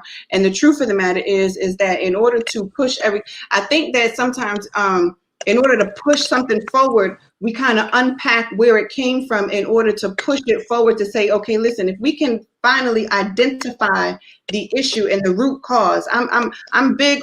Because of what I do for a living, I'm real big on root cause analysis, right? So I need to find the root cause for this issue that I'm having. And then once I find the root cause, then we start to identify the steps for the downstream effect of what took place with this. So then we can then issue out and figure out the solutions for what we're doing. And I think now what we have is we're unpacking what happened in order to push forward the solution, which really is to me, is reaped in love, respect, honor, and trust. And until we can push past a lot of these isms and schisms, we will never get to a place where we can just view you and say, you know what, bro, I love you.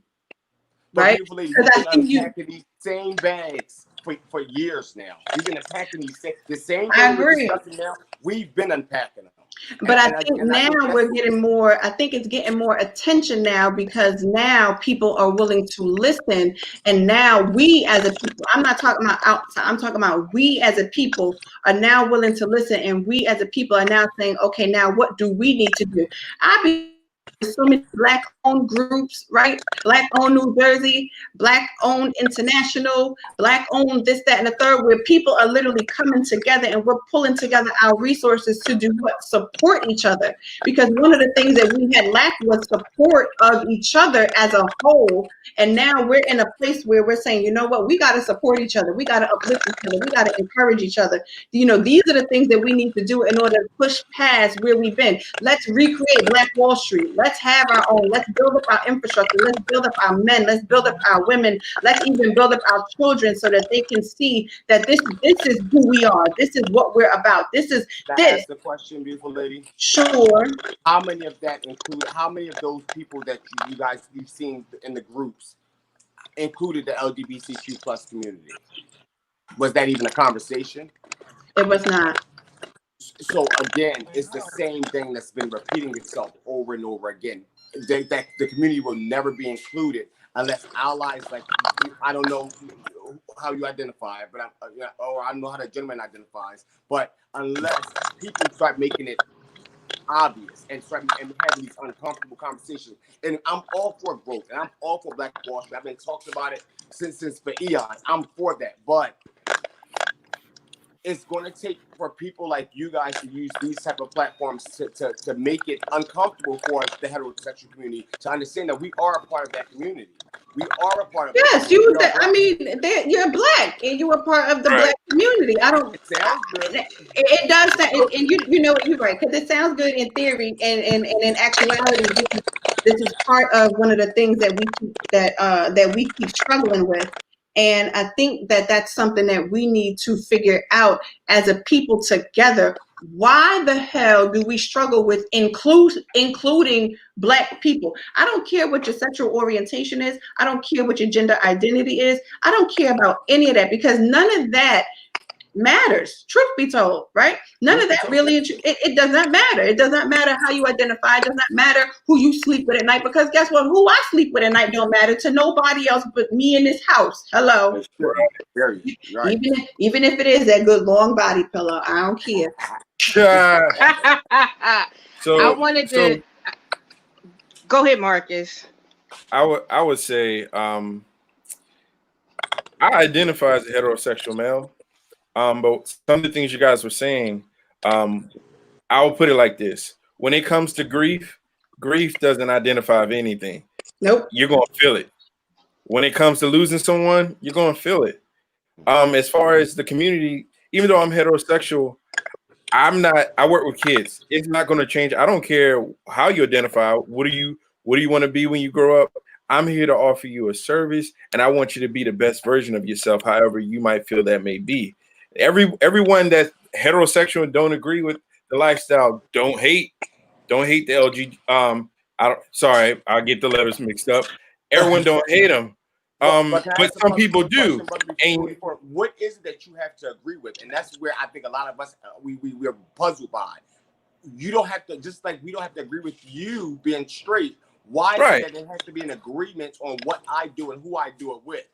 I'm confused at that. Respect is all that's needed on both parts. You don't we don't have to agree on what someone does behind closed doors. And I think that we have to change the verbiage in which we use when we're having these discussions, because I don't need your agreement. I need your respect.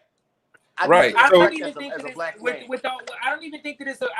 it's about respect, because we don't have to respect them being straight. So I don't think it's about respecting my gender or about respecting my me as a person. As a person, I respect you. I respect you regardless, and that's the thing. I think because you've experienced an interaction with another person, sometimes if we experience that same interaction, we assume that we're going to experience that interaction with everyone. Yeah, coming from me, I ain't gonna. Hey, you do what you do. That's your thing. Right. Now, if you ask me my opinion, I'm gonna give you my opinion. That doesn't mean that I agree. That doesn't mean I disagree. It's just my opinion from a question that you asked. Mm-hmm. But here's my thing, and this is where my patience gets thin. I don't have a right to tell anybody how they should identify, who they should be with. I don't have the right to say I don't agree with you and your sexuality or your identity. I don't have that right. And I think that if we would just take it from a stance of, you don't have the right to agree or disagree. The same way how someone does not have the right to agree or let me say this. I'm going to say this. Church folk did not agree with me. They did not agree. They didn't like me.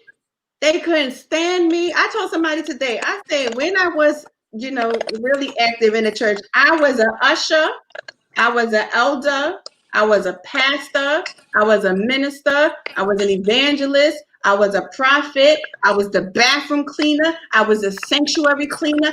I did all those things unto God.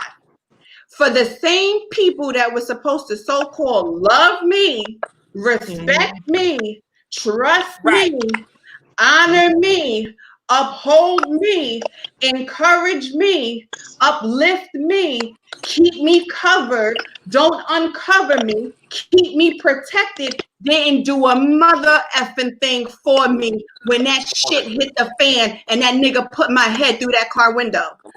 Now, what I will say is that because of who I am and because of the strength in which I carry and embody as a woman, something that was taught from me from my mother, from a child, I didn't need their agreement.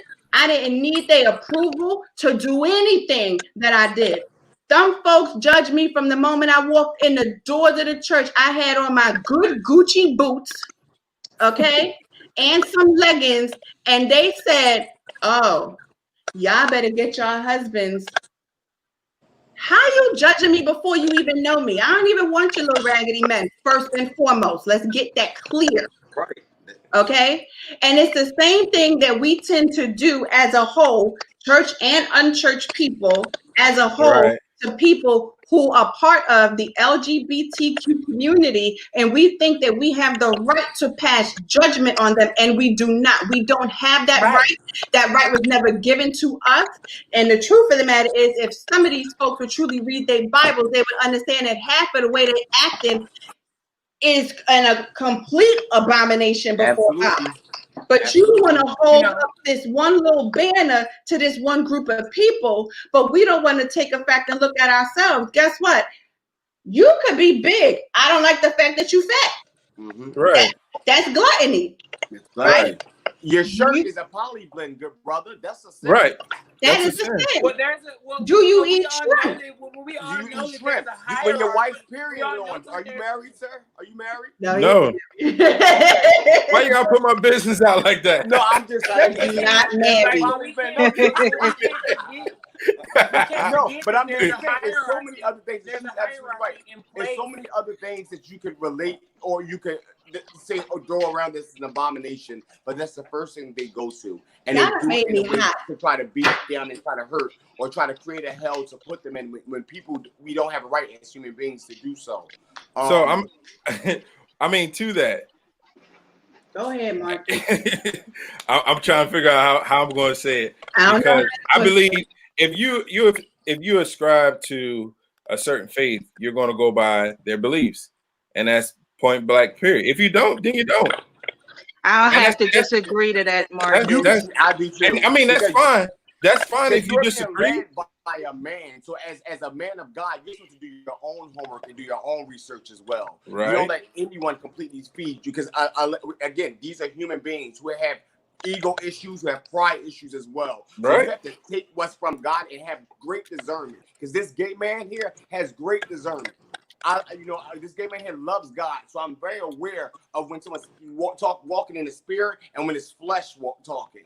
So again, people of color, because it's something that is embedded in you and how we feel or how we were taught, it's easy for us to go with that. What do you mean by embedded?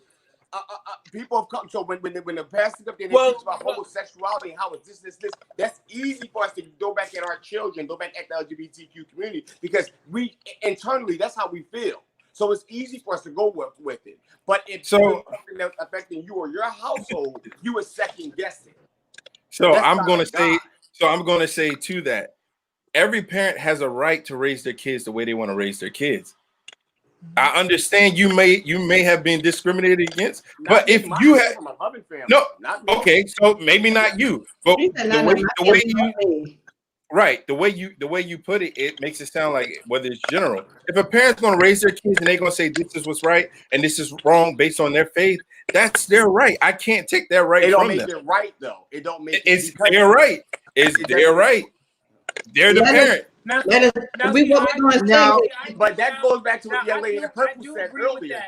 Go ahead, young lady. I'm sorry. I do agree with that, but also that goes to the point of, each adult. Let's take away the whole the narrative of the way that a parent likes to run their household. Let's just say an adult. Every adult who has the ability to pay their own bills, put health insurance in place for themselves, keep clothes on their backs, and keep money coming in, have the right to do and operate in any way they see fit. And that's for what may be perceived as the bad religions, that goes for trans people, that goes for everyone. But the thing that people seem to have forgotten is we all have those rights innately, so it does not filter down to, well, I can absolutely just not agree with it. No, you can't. Just like Nakia said, you don't have a license to that. Every individual, especially adults who are able to take care of themselves, have the right to operate any way which they see for them. I could have on a clown outfit and wear that 24 hours a day. If I can pay my own bills, keep my lights on, and do other things for myself, y'all gotta kiss my ass. Well, I want to interrupt just for 1 second, because I see where you're going with that. But at some point, it becomes unhealthy. And then when it becomes unhealthy, then there is an issue and a problem. And I think in some forms of that, when we don't allow children to be children and grow and move the way that they need to move, because we are pushing our ideas, we are pushing whatever our parents pushed on us, whether it was beatings, whether it was, you know, scalding us, embarrassing us, and we're putting that same type of or the pressure of, you know, being an excellent student, things like that. Those Right. things can then become unhealthy, and then you have an unhealthy individual when they become an adult. And so that's another perspective we probably want to take a look at this from, because yes, if you're able to pay your bills, you know, provide for yourself, take care of your own self, but if you're mentally and emotionally scarred, then it becomes unhealthy, because how you interact with other people, you will start to interact with them from an emotionally unhealthy and mentally unhealthy way. And then we But I think that raise that's our life. I think that's relative. I think that that's relative to the perception, and perception is only important to the source. So with that Right. being said, Well, although I hear you, although I can respect it, I do think that no. Although then I do wait, acknowledge what you just. I got to get this point in, because if you're saying it's only based on the perception of the person, then we can't call out racism. Absolutely. Because There we go. Thank to you. white I people, was just about to say that. racism to them is normal. What are you guys talking about? Y'all are marginalized. What are you guys talking about that y'all are disfranchised? You got the same opportunity, because that's how they feel. You got the same opportunity that we have. So to say that it comes from the perspective, then we shouldn't be fighting for any right. Absolutely. I don't agree. I don't agree I with that disagree. either. I disagree, and let me explain to you why I disagree. Because again, that snatches each person's right to individuality away. Just because I don't agree with you being a transphobic person or a racist person doesn't mean that I have the right to tell you how to operate, or that I have a right to come in and infiltrate what I believe just because I feel some type of way about it. Now, if I'm given the opportunity to converse, just like that gentleman said up there, if you ask my opinion and I'm allowed to insert it, that's one thing. But I don't personally wholeheartedly put any mental capacity into trying to figure out why you are moving the way you're moving, because I have to worry about myself. Okay. Right. Nor am I really thinking. But I think that's toxic, because it's not just about self. It's about the people that comes behind you. 1 second, please. 1 second, please. 1 second, please. 1 second, please. Just like, to your point, as far as children are concerned, and that's exactly why I personally was trying to veer away from the child analogy initially, because at the end of the day, you know, with all due respect, you don't have the right to say what will become toxic for a child. However that person sees fit to raise their child is their right, whether we agree with it or not. That's just the bottom of the line. And I just personally feel like it doesn't, just to go back to our point, to make sure that I'm talking about the same specific point, because I think we're veering into another conversation right now. We are just a little bit. I think that at the end of the day, it's not about respecting me. It's about respecting yourself enough to allow people to be who they're going to be. Everyone represents themselves differently. Everyone views themselves differently. Just like perceptions from the outside source are all different. But again, with all due respect, how you feel about me ain't my fucking problem. How you perceive me ain't for me to worry about whatsoever, because perception is only relative to the source. So as it relates to trans identity, as it relates to the identity of gay men, lesbian women, bisexual individuals, intersex individuals, trans individuals, and all the other A, B, C, D, E, F, and G's, as it relates to those different people, a lot of the times society ends up being worried about the wrong things, because it's not about you respecting me. It's about you respecting yourself enough from a humanitarian standpoint to allow people to exist in the way that they see fit. But you're kind of contradicting what you're saying there, because if the parents are teaching them that they don't have to respect people, and they're teaching them that you can hate these people just because we taught you that it's okay. So you're saying that it's all right. No, that's not what I said. No. That's I listen to you. You said it's all right for the parents to teach these shit however they want to teach. If they can teach them whatever. Is that not what you said? However they see fit. You said that, right? Yeah. Mm-hmm. Okay, so if they That's not not what I said. I said that. No. She also said you cannot disagree with how someone teaches and raises their children in their household. That's not what I said. I'm telling you that that's not what I said. What did you say, beautiful lady? That's what I said all you want, but that's not what I said. What did you say, beautiful lady?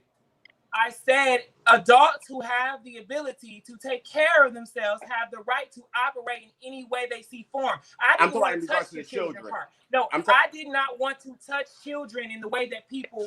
I didn't even want to go on to the topic of people in the way that they choose to raise their children. You said, and I quote, people can raise their children however they seem fit. You said that out of your mouth. I'm not the only person that heard that. Whatever they want to do in their households. So that's what. Whatever they wanted to do is Oh, okay. But so in their household, if they choose to teach racism, if they choose to teach hate, if they choose to teach these things, and it trickles down, and that's inflicted on the next person coming behind you. A lot of what you're saying is, I have to take care of me. I.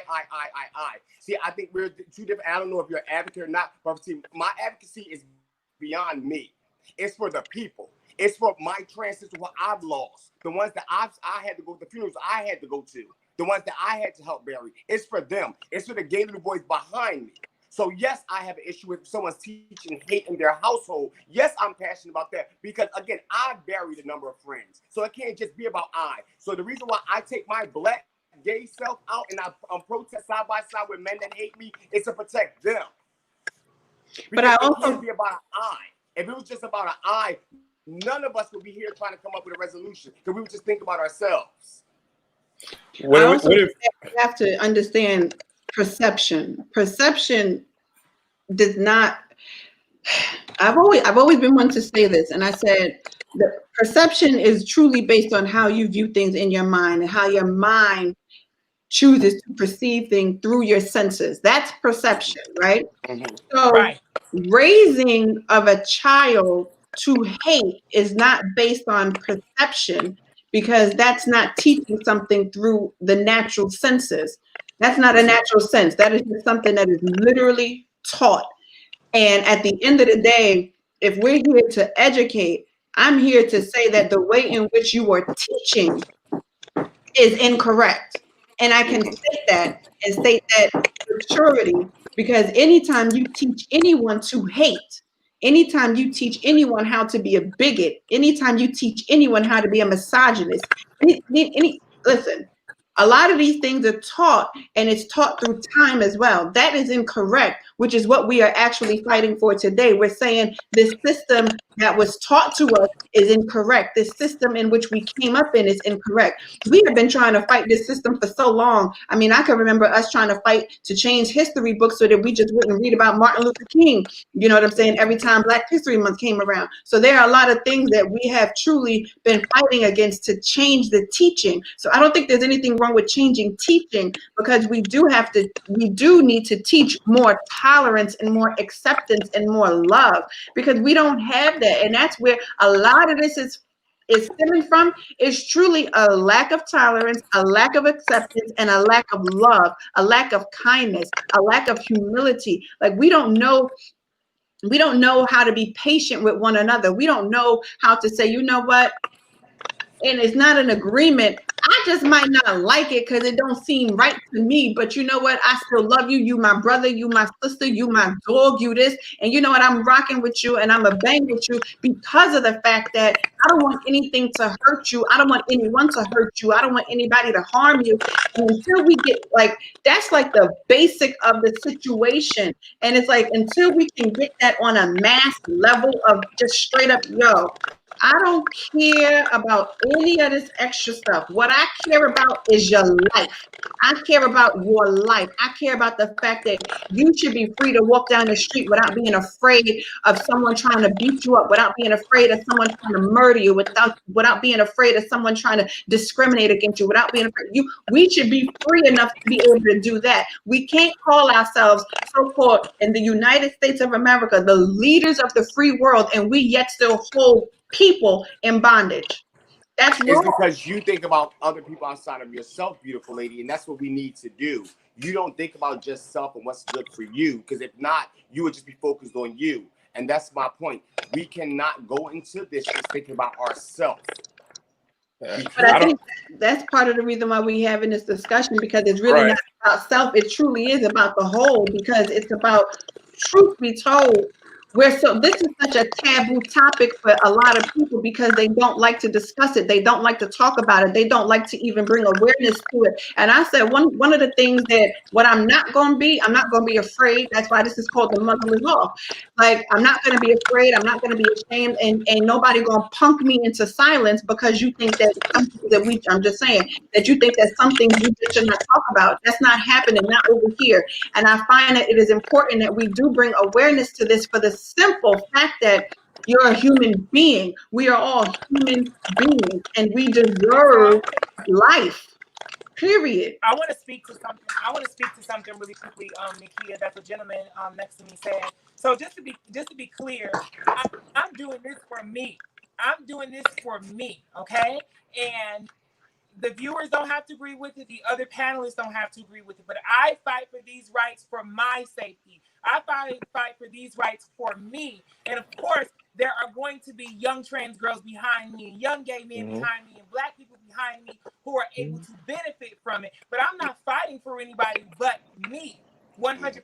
So, I mean, I can respect you doing this for the bigger picture, for maybe your nieces, or maybe for your nephews, or maybe for the next people's children, or for your son, or for your daughters. I can respect all those things. However, again, perception is relative to the source. So I don't know if that was Nakia or the woman above me in the middle who said that this is where it gets a little bit murky, because just because you see this as a larger scale issue where you want to fight for people as a whole doesn't mean that I'm wrong, because I see my rights and because I see my protection and because I'm fighting for me first and foremost. That doesn't make me or people like myself wrong. Right. Everybody has their own worldview, and everyone is going to face certain things based off their reality. So I completely agree right there. I agree with you, because I agree with you. As a Black community, we're fighting for rights, but within the same Black community, LGBTQ plus people are fighting for rights within our own Black community. That's the reality. Can we agree on that as a panel right now? True. Sure. That is true. So if that's the reality right now, how is it that a group of people are fighting to be treated equal? Now we talk about a group, we talk about as a whole, equality. But we as an LGBTQ community are not fighting for equality as a group, as a whole. It's about me. Oh, I don't care if we get treated equal. I'm fine. My career is good. It can't be that way. So no matter how much, yes, we can have our opinions, we can do what we want. But as a whole, there have never been any changes in this world if these people only fought for self. And that's all that I'm saying. We can take that. I respect everyone's opinion, but factually speaking, would never have been no changes if people would have come together and fought for a bigger cause. Hey. If people only thought about self and fought for what was important for themselves, then we have never made no changes. If it wasn't for the trans women drag queens fighting for Stonewall, she wouldn't be able to be the person she is right now, fighting for herself, and I wouldn't be able to be the person I am right now if they thought about themselves. I don't agree with that. Like Marsha, I don't agree with I don't. Her to be her, and me to be me. That's not. I don't agree with that. Let me explain to you why that's not true. And I mean this with all due respect to you, but a lot of what you're saying has been pumped into you, and a lot of what you're saying is the reason why a lot of the confusion is in place, because you have this mind to think for a lot of the lessons are relative to the source, first of all, okay? So let's make an I statement and speak about me. I am a Native American and Ethiopian trans woman. My mother's side, I was born on was born on a Native American reservation in Michigan among the other indigenous people. Okay, so with that being said, my mom's side of the family is Jehovah's Witnesses. My mom's side of the family is very conservative. Okay, I came out of the closet the first time in 2001 when I was 11 years old. Okay, I left home when I got put out at 15 in 2005 for coming out as trans. I knew nothing about Marsha P. Johnson and the Stonewall movement until I was about 21 or 22. Okay. So to say that I benefited from what they've done is not necessarily true, because that passion from within myself that had me as a gay man in 2004, 2005 with facial hair and weave down to my ass with nails on, that did not come from me feeling inspired by Marsha P. Johnson, because them niggas in the hood in Detroit don't know who Marsha is. So you didn't have to be inspired. That wasn't my verbiage. My verbiage was you are benefiting from it, because again, you are. I didn't say expired, but you are actually benefiting, whether you knew about them or not. The same way people don't know that what Malcolm X did. The same people may not know what Martin Luther King did. They're benefiting from it. The same people didn't know about their grandparents out there marching. The point that I'm trying to make right now, and they're not utilizing their right to vote because they weren't able to vote 50 years ago. They're benefiting from it. The point that I'm trying to make right now is that I tell you who I am. You don't tell me who I am. I'm not telling you. I'm telling you what you are benefiting from as a person of color. No, you don't do that. You don't have a license to do that. That goes back to what we were talking about. That goes back. No, that goes back to what we were just debating. You're trying to change around, beautifully. That goes back to what we were just debating a few moments Let me ago. ask you something, host. You quoted a Malcolm X quote earlier. You don't have a license to do that. You quoted a Malcolm X quote earlier. Why did you quote that quote? Because of something that I said. I'm asking the host, why did she reference that quote earlier? I referenced the quote because it truly was something in order to discuss as it relates to rigid gender constructs as far as women, and the fact that, you know, back in 1962, Malcolm X did make the statement in a speech where he said the most neglected woman is the African American woman. Why did you say it, Nikita? Do you think that anything that man has done, speaking of Malcolm X, speaking of Martin Luther King, anything, do you think that us as a black community, we're benefiting from any work that they put in for us as in 2020?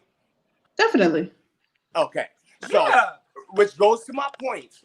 I'm not telling you who you are, beautiful lady. You have your own story. But what I'm saying is the issue is as millennials like us seem not to realize that it wasn't us that kicked down these doors before we was allowed to walk around. Before you was allowed to walk around and be that butch queen with long hair in your ass and the woman that you are today. It wasn't because you popped out, you were so fabulous and it happened. Or I popped out and I was so fabulous that it happened. It's because people put the work in before us. That's why we were able to do it. It didn't just happen overnight. I disagree. Okay. I don't agree with you. I don't. Corey, did you have something to add? I did. There was one. Please. Go ahead, Can I Shani. finish my statement real quick? Yep. So, just to piggyback off of that, Nikita brought up that statement as far as Malcolm X is concerned, because I highlighted that the black femme figure as a whole has been denounced, whereas masculinity has been celebrated. So to be clear, that's why Nikita referenced that. Okay, that's point one. Point two is, again, you cannot say to me that I was inspired by, or that I didn't say you're changing my verbiage, beautiful lady. I said you benefited off of the fact that they fought for us. I didn't say you were inspired. Okay. I didn't say. Okay, so let's say that. They Okay, so let's you go with that. The woman that you okay, are. So let's go with that. Let's go with that. Let's go with that statement alone. You can't say that I benefited from someone who I didn't even know existed, and from someone who my community does not even know existed during that time. Again, I may have benefited from it, and there may be some things that are in place because of that historically, but I became who I was because of me. Yeah. Because that you're talking about two totally different things. No, let me finish, please. Can I say something? Down the street comfortably. 1 second, hold up. We gonna pull a flag on a play. I think we need a yellow flag. Here is the football coach. I think we need a pause. Everybody take a time out and pause. We need a flag on this play. Let's pause, because I really think that a part of what both of y'all are saying. What she's saying is, I am I'm my. gonna tell you what I say. I'm gonna tell you what I'm saying. I don't like for people to speak for me. I'm gonna tell you exactly what I'm saying. What are you saying? Okay, so I may absolutely benefit from being able to move in the spirit of Marsha P. Johnson that was released into this world, you know, but Marsha P. Johnson or the girls in the Stonewall did not influence 11-year-old Antonio to put on eyelashes and eyebrows and wear hair. That influence didn't come from there. So I'm not denouncing what with the sacrifices that my four mothers and four sisters made for me. What I'm saying to you is, just because they made them move doesn't mean that every single person benefited the same. To say that is to say that every Black man understood or that every man benefited from MLK, and that's not true. To say that is to say that every Black person benefited from Obama, and that's not true. No, different. You're trying to put together different scenarios to make your point. But Can I say something? Go Can ahead, I say Corey. something? Yep. I think that I understand both of your points. The reality of where we have life is, and I know most of you might not agree with this, but everybody wants to revert back to the past. Everybody wants to revert back what this one did, what that one did. And a lot of us, I'm 30 years old, I can't revert back to the past because I wasn't there. What are we going to do right now to change the structure and the thoughts of our people that we can be able to make a change now? Because that was then. We got to worry about now cultures, sexuality, the mind, the way people are doing things. It changes. Never denouncing what happened in our past. A lot of us wasn't there. I'm 30. I'm sure there's probably more people on here are watching. I'm 30 that's as 30 and well. older. I'm 30 You know as what I'm well. saying? So I can't revert back to what Martin Luther King did. I can't revert back to what Malcolm X did. I can't revert back to whatever because I wasn't there.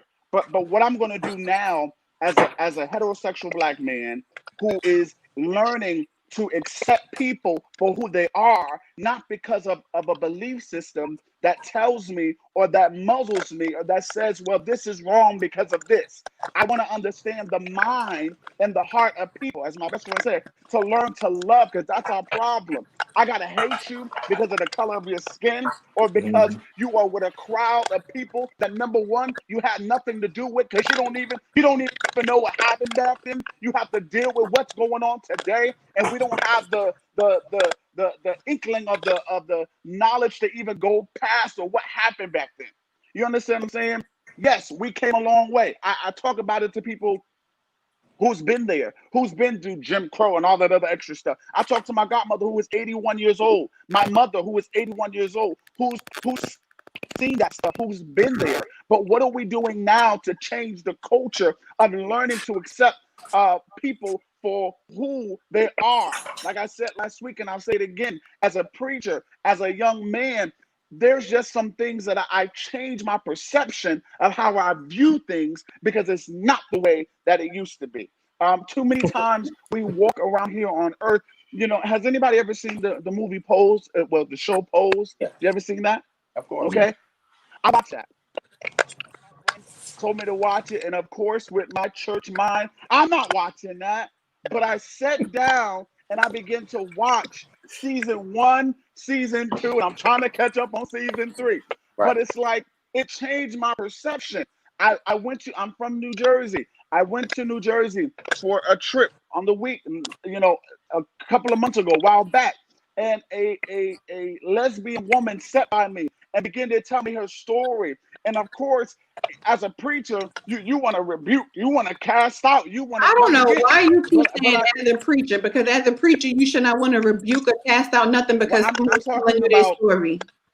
right, but I'm talking about as Because generalized, because that's as wrong, it's and that generalized is in the a church. That's not terrible me. misconception. Right, absolutely. I As a agree. preacher, But you that's what I'm should we saying. should learn how to listen to people tell their story Exactly. without thinking that we got to cast out devils and shit all the time. Exactly. I agree. I am I agree. that. I No, agree. they don't want to And cast it out the made devil me in themselves, but you want to cast out a devil because someone's homosexual. exactly. No, I don't have time. Exactly. I agree with you. That's because when I heard her story, it made me change my whole perception. And I'm like, God, forgive me. Because how can I sit here? Didn't he tell us that how can we say we love him, but we can't love our sister or our brother? And I think I can say this, and I'm going out on a limb, and I don't care who don't agree. Nikia, But that goes that is this the gentleman who Oh, was on sweet your, who Jesus. was on Yes, here last ma'am. week? Is this the gentleman who was on here last week who said that they were going out on a limb for stepping out in support of trans people? Yes. yes, it is. Okay. Go ahead.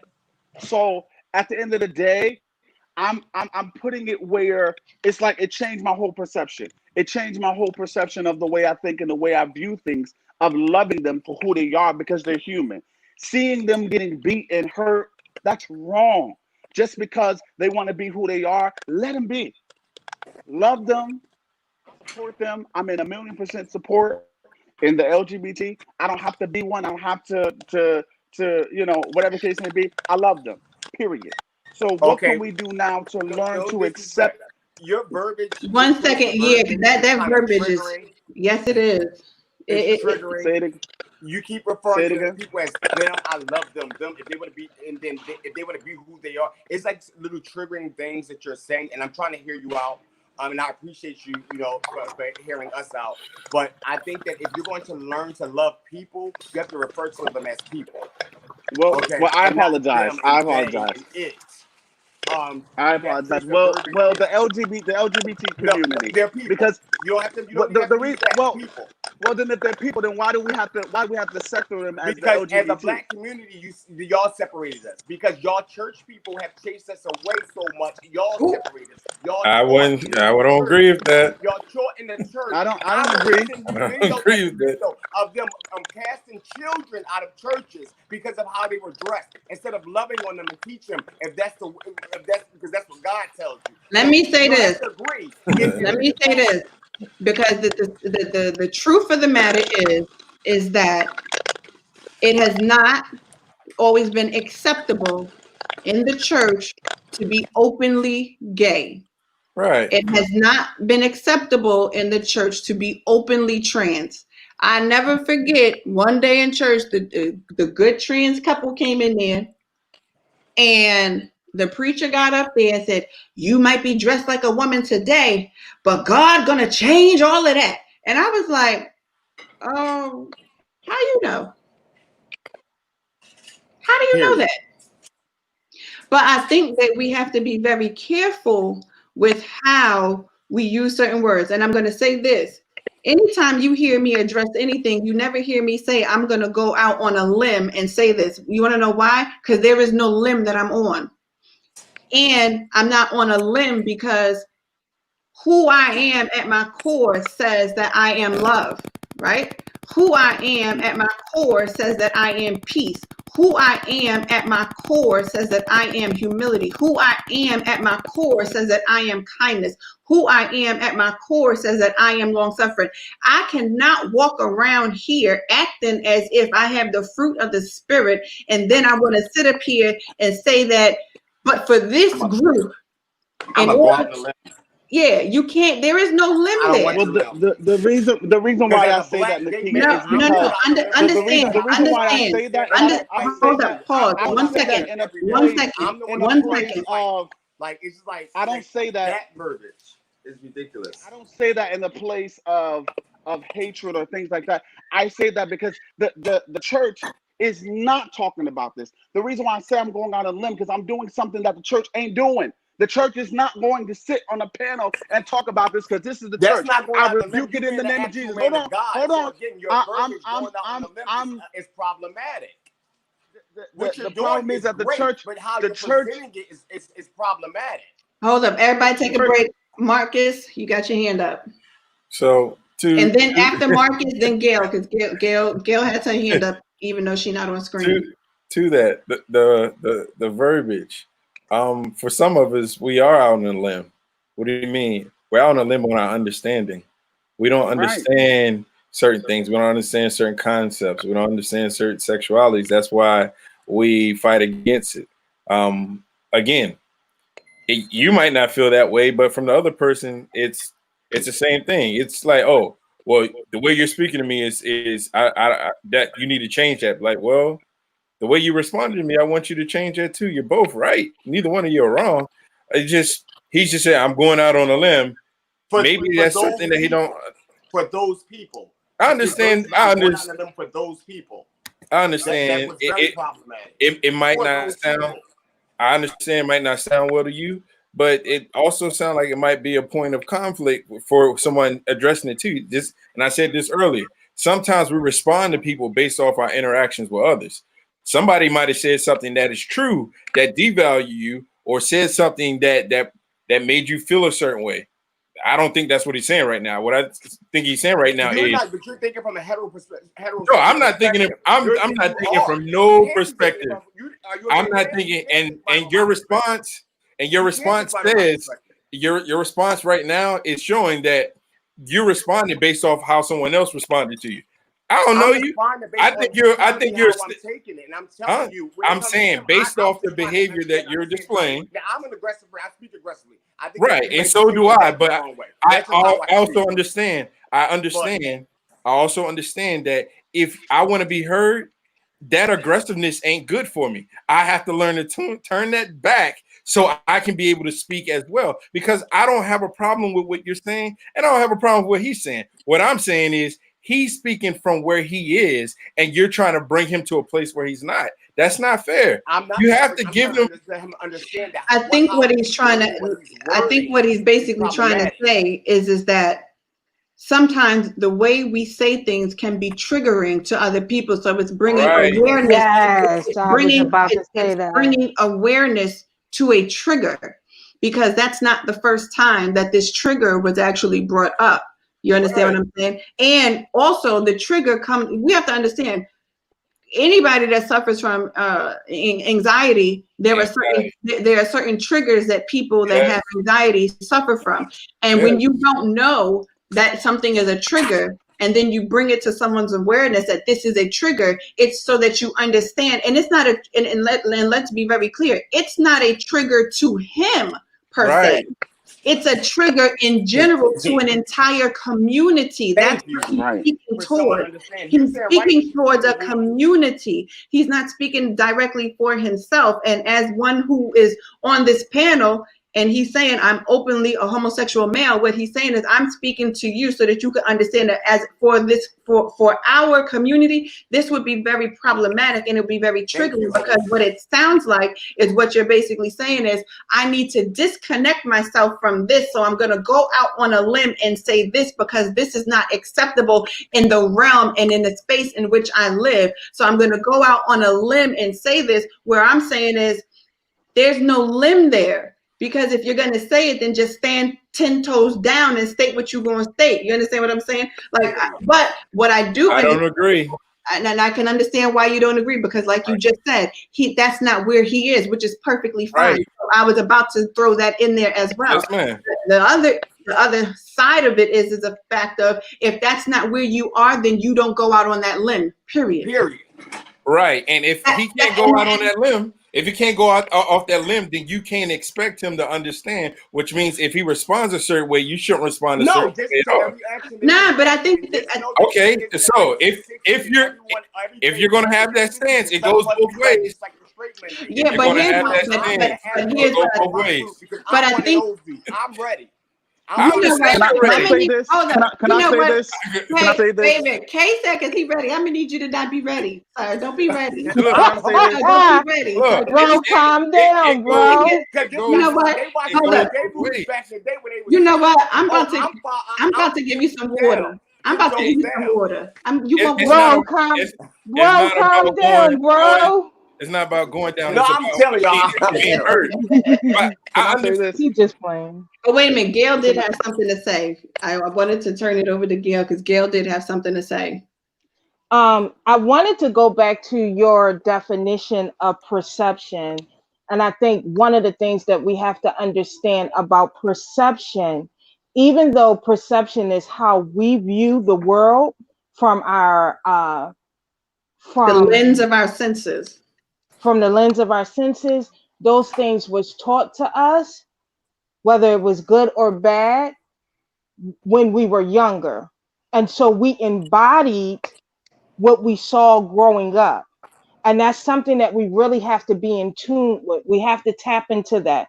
Whether I seen my parents, and I'm not saying this for me, but whether I seen abuse in my home, and I can take it either a good way or a bad way. So our perception is based on the things that we see, hear, and experience from a very young age that we're not able to decipher. And as we grow, we learn how to decipher and filter. Okay. And that's one thing that we have to remember. So the perception that we have is still attached to an experience. And when we start to have these conversations about the gender constructions, and how we are viewed in the community, because me personally, I identify as a lesbian woman, right? I identify as a lesbian woman in the church who is not afraid to show that she's a lesbian woman in the church. I also identify. Hey man, I think this deserves a round of applause. Hold up. Okay. I also identify with both masculine and feminine energy. So one day you may catch me dressed as a whole girl. The next week you may catch me dressed as a whole dude. And so, but those things, the way that I perceive things, I had to reteach myself, because there was things that I learned when I was much younger that did not go with how I was feeling. Does that make sense? Yeah, it makes perfect sense. We're all Okay, still growing. and that's my point. We're all still growing, but in this growing space that we're doing, we got to understand that how our words, and I'm trying to get a lot of stuff in, because y'all done put out a lot of stuff and I've been holding a whole bunch of stuff. But we also have to understand how we can be offensive to one another, whether we're on the LGBTQIA plus side or whether we're on the heterosexual normacy side. And we have to step back sometimes outside of ourselves and sit in the position and hear what the other person is saying. And as I don't know how he has his name written up on the screen today, but I know him as Kamal. You got it as K? Yeah. As he was saying, we do have to identify that we are benefiting from the things that our forefathers done for us, or else we wouldn't be able to do a lot of the things that we can do. But we also have to identify that all that they did wasn't enough, and we still got more work. I agree. I just want to say one thing, really quick, and just to move on from it. As a black gay man, I don't want people, and I'm speaking for me right now. If you feel like you have to go out on a limb to do what's right, I don't want it. As a person who believes in right and wrong and who's a God-fearing man, God is love. So if you feel like you have to go out on a limb to love me as an equal or love me as a brother, you can keep it. Those words and how we need to be very cautious with or confident as to how we deliver things, because again, just like you guys are quick to say, well, back in Moses and Jesus, we've been triggered from this as black people, as this. How do you think as a black gay community we've been going to do what you guys going through and what you put us through? So therefore, it's not all right to acknowledge the fact that we've been triggered by our own people on top of the white people that you've been triggered by. So it's not all right. So when we pull out or speak on triggers for us as a community, then this heterosexual males don't agree with it. Well, you don't, because okay, can I ask you a question? No disrespect. You are the triggers. You are the ones that created the triggers. And that's why Can I ask you a question? agree with it. Because as a community of black straight men. You guys created these triggers. You guys continue. 30 to 38 trans women that were killed last year were by black men.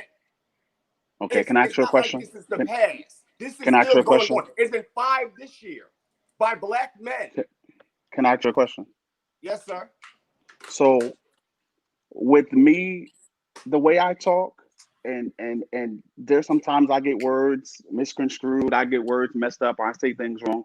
But the whole reason why I said I'm coming out on a limb, and it's okay, you don't have to accept it. No, The reason why I'm coming out on a limb, and it's okay, I understand. I apologize if I offended you. But the reason why I'm coming out on a limb is because I'm doing something, first of all, that none of our churches really talk about this. None of them. TD Jakes, all of them, they put it in a way where we'll cover it up, we'll bandage it, and we'll just keep it moving. We're not going to touch that. At the end of the day, I'm coming out on a limb because I'm doing something that's not being done. Why is a black, quote unquote, I don't have to say preacher, but why is a person who's a Christian, why would they go out full support in the LGBT? At the end of the day, you guys are people. You are people, period.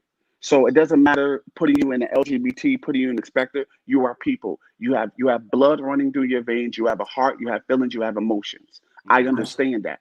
At the end of the day, the reason why I'm coming out on a limb is because there's nobody that's just like Nakia who is stepping out and who's speaking truth. Everybody wants to, you can't talk about it. You got to be quiet. You got touched. You got raped. Don't say nothing. So I'm coming out on a limb, and it's not to be disrespectful or to put you guys in a different way. It's not to do that or to separate the two. We're all human. We all have hurt. Do you come out on a limb whatever. to save people that walk into your church who may be drug addicts? You step out on a limb to do that? I don't think so, because that's what you're called to do, right? I step on a limb for everything. I step on a limb for everything. Well, can we change our verbiage? Wait. Let me help change our verbiage, because stepping out on a limb. And I think part of this comes from the indoctrination that we receive in the church, okay? And theology. We say, church people will say things that can become offensive, and we don't realize that it's offensive to others. And instead of saying stepping out on a limb, saying I'm stepping out in an arena that I'm unfamiliar with, or I'm in a space that I don't have that much information, but I'm willing to sit down and have a conversation.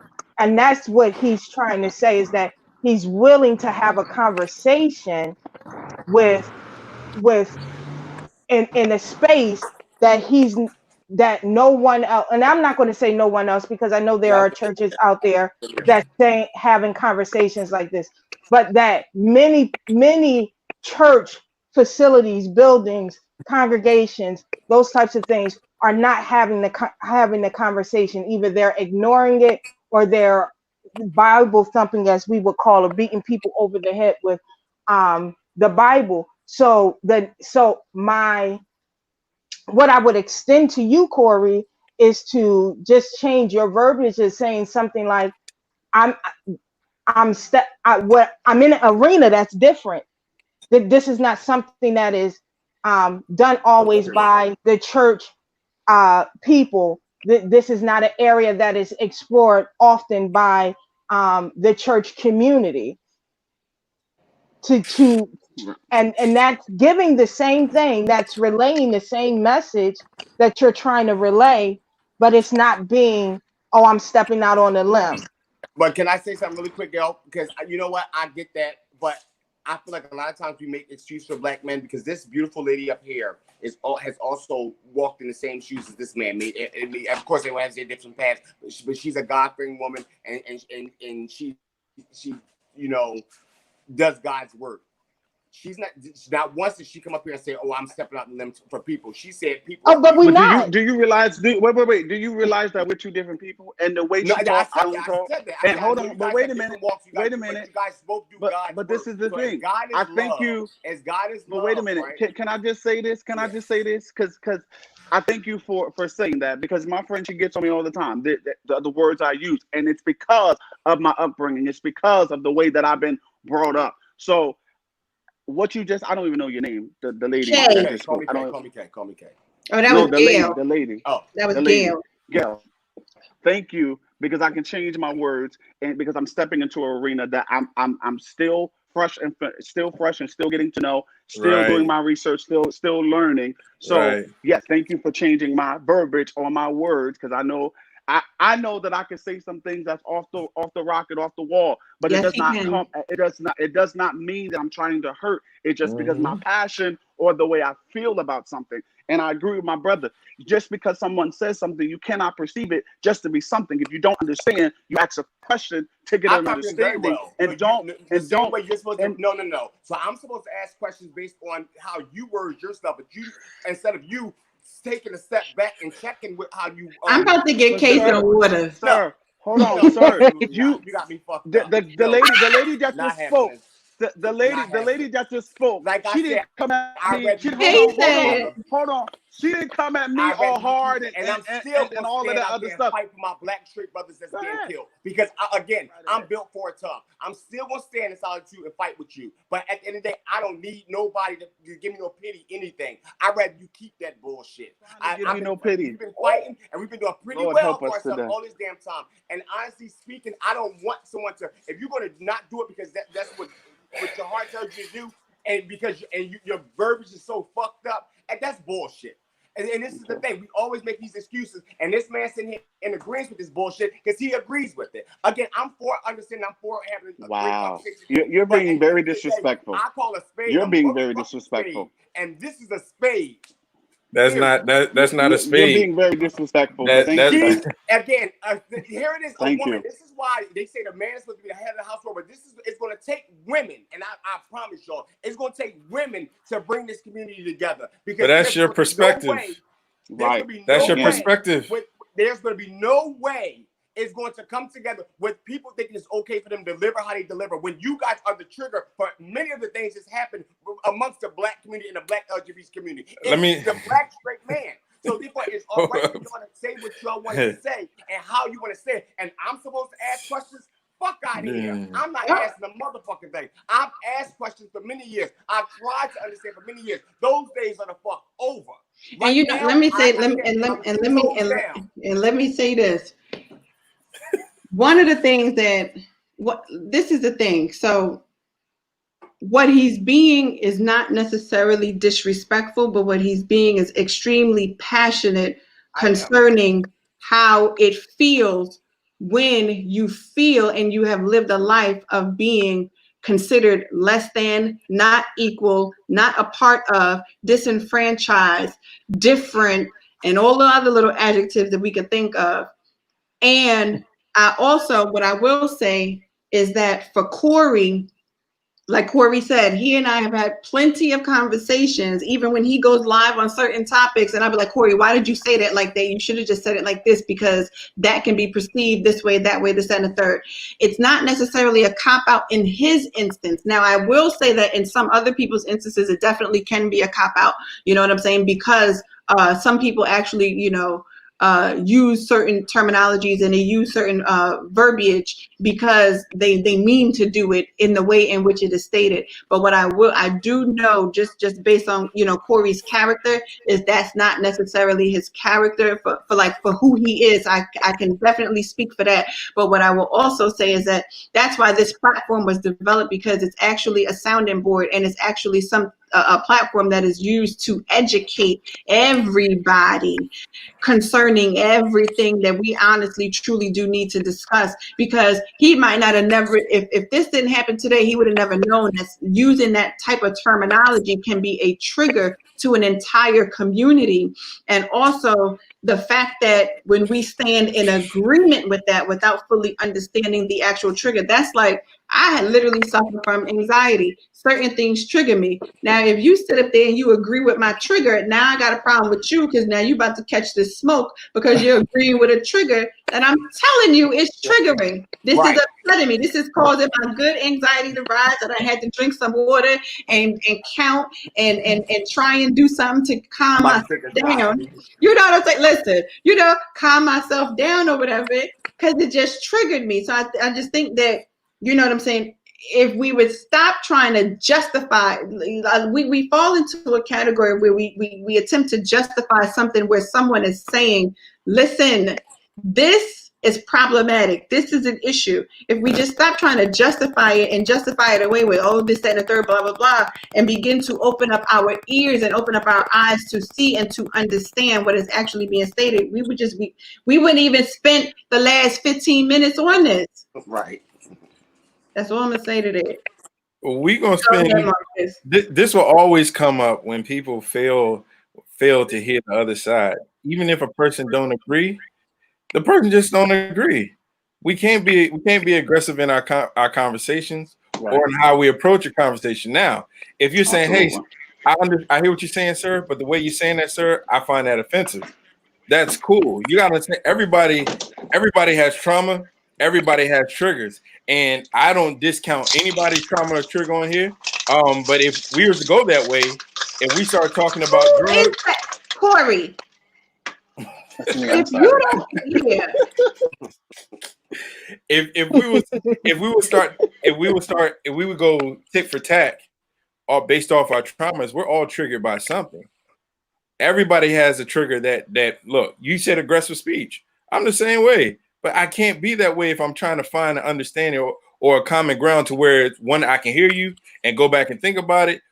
Because if you're always going to be triggered, someone's always not going to agree with you. Someone's always going to have their own opinion. But if we can't learn how to have a conversation, especially for somebody who's ignorant and might not know about a certain thing, then we'll never get to where we need to be. There's no healing for you. There's no understanding for me. Sorry. But this is why we had the whole. You know what, Kay? We ain't going to do. You know what? We not about to do. Okay, it's right. Fine because I can handle a conversation. Well, host, he full of shit.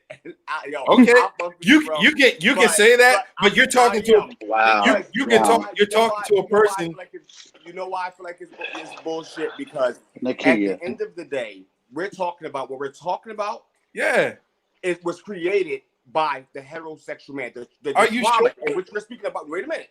We're speaking about trauma that was created by your people as a heterosexual black man. Why so is therefore, it you people? can't be It can't be your people. You're triggering me. You're triggering me. White people can't be triggered by how black people feel and how. Then you people, I'm triggered now.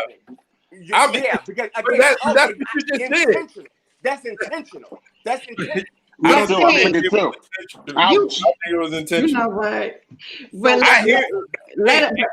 so let me speak how y'all speak, how it comes across to me. Yes, sir. Okay.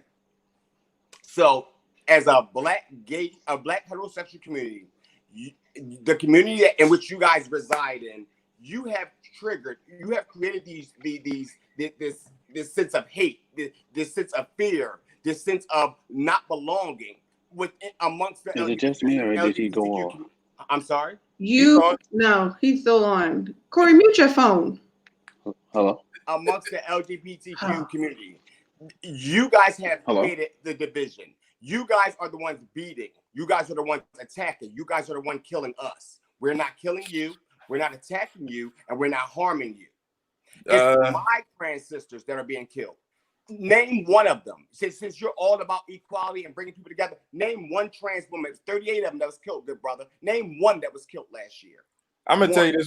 I'm gonna tell you this right now. No. Hold on. I listened to you speak, and so it's my turn to speak, right?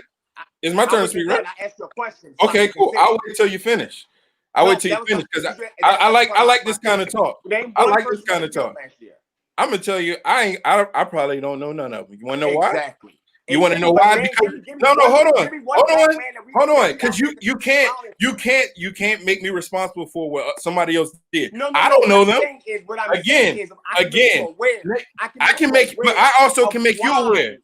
I can also make you aware. Make you aware of why certain words are a trigger. I can make you aware of. But you're talking to a person. How do you know I don't understand triggers? You don't even know who the hell was killed. Again, you don't know what you don't. You're making a general statement. Right? I am all about equality. So what would name one of them? So tell me what I consist. What do I do day to day? Name one black man that was killed between last year and this year. That's not something that I pay attention. I don't pay attention to the news. You don't know nothing. So all the black men we've been out here for Raleigh, but you don't know one.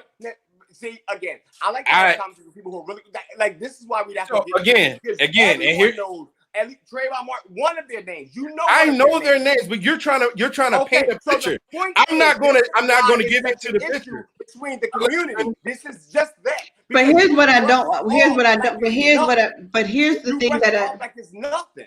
But here's the thing that I don't. Here's the thing that I don't want. I don't want us to argue amongst ourselves and within and within ourselves when we're really trying to prove a point of unity, and we're trying to prove a point of equality, and we're trying to prove a point of there should be no separation.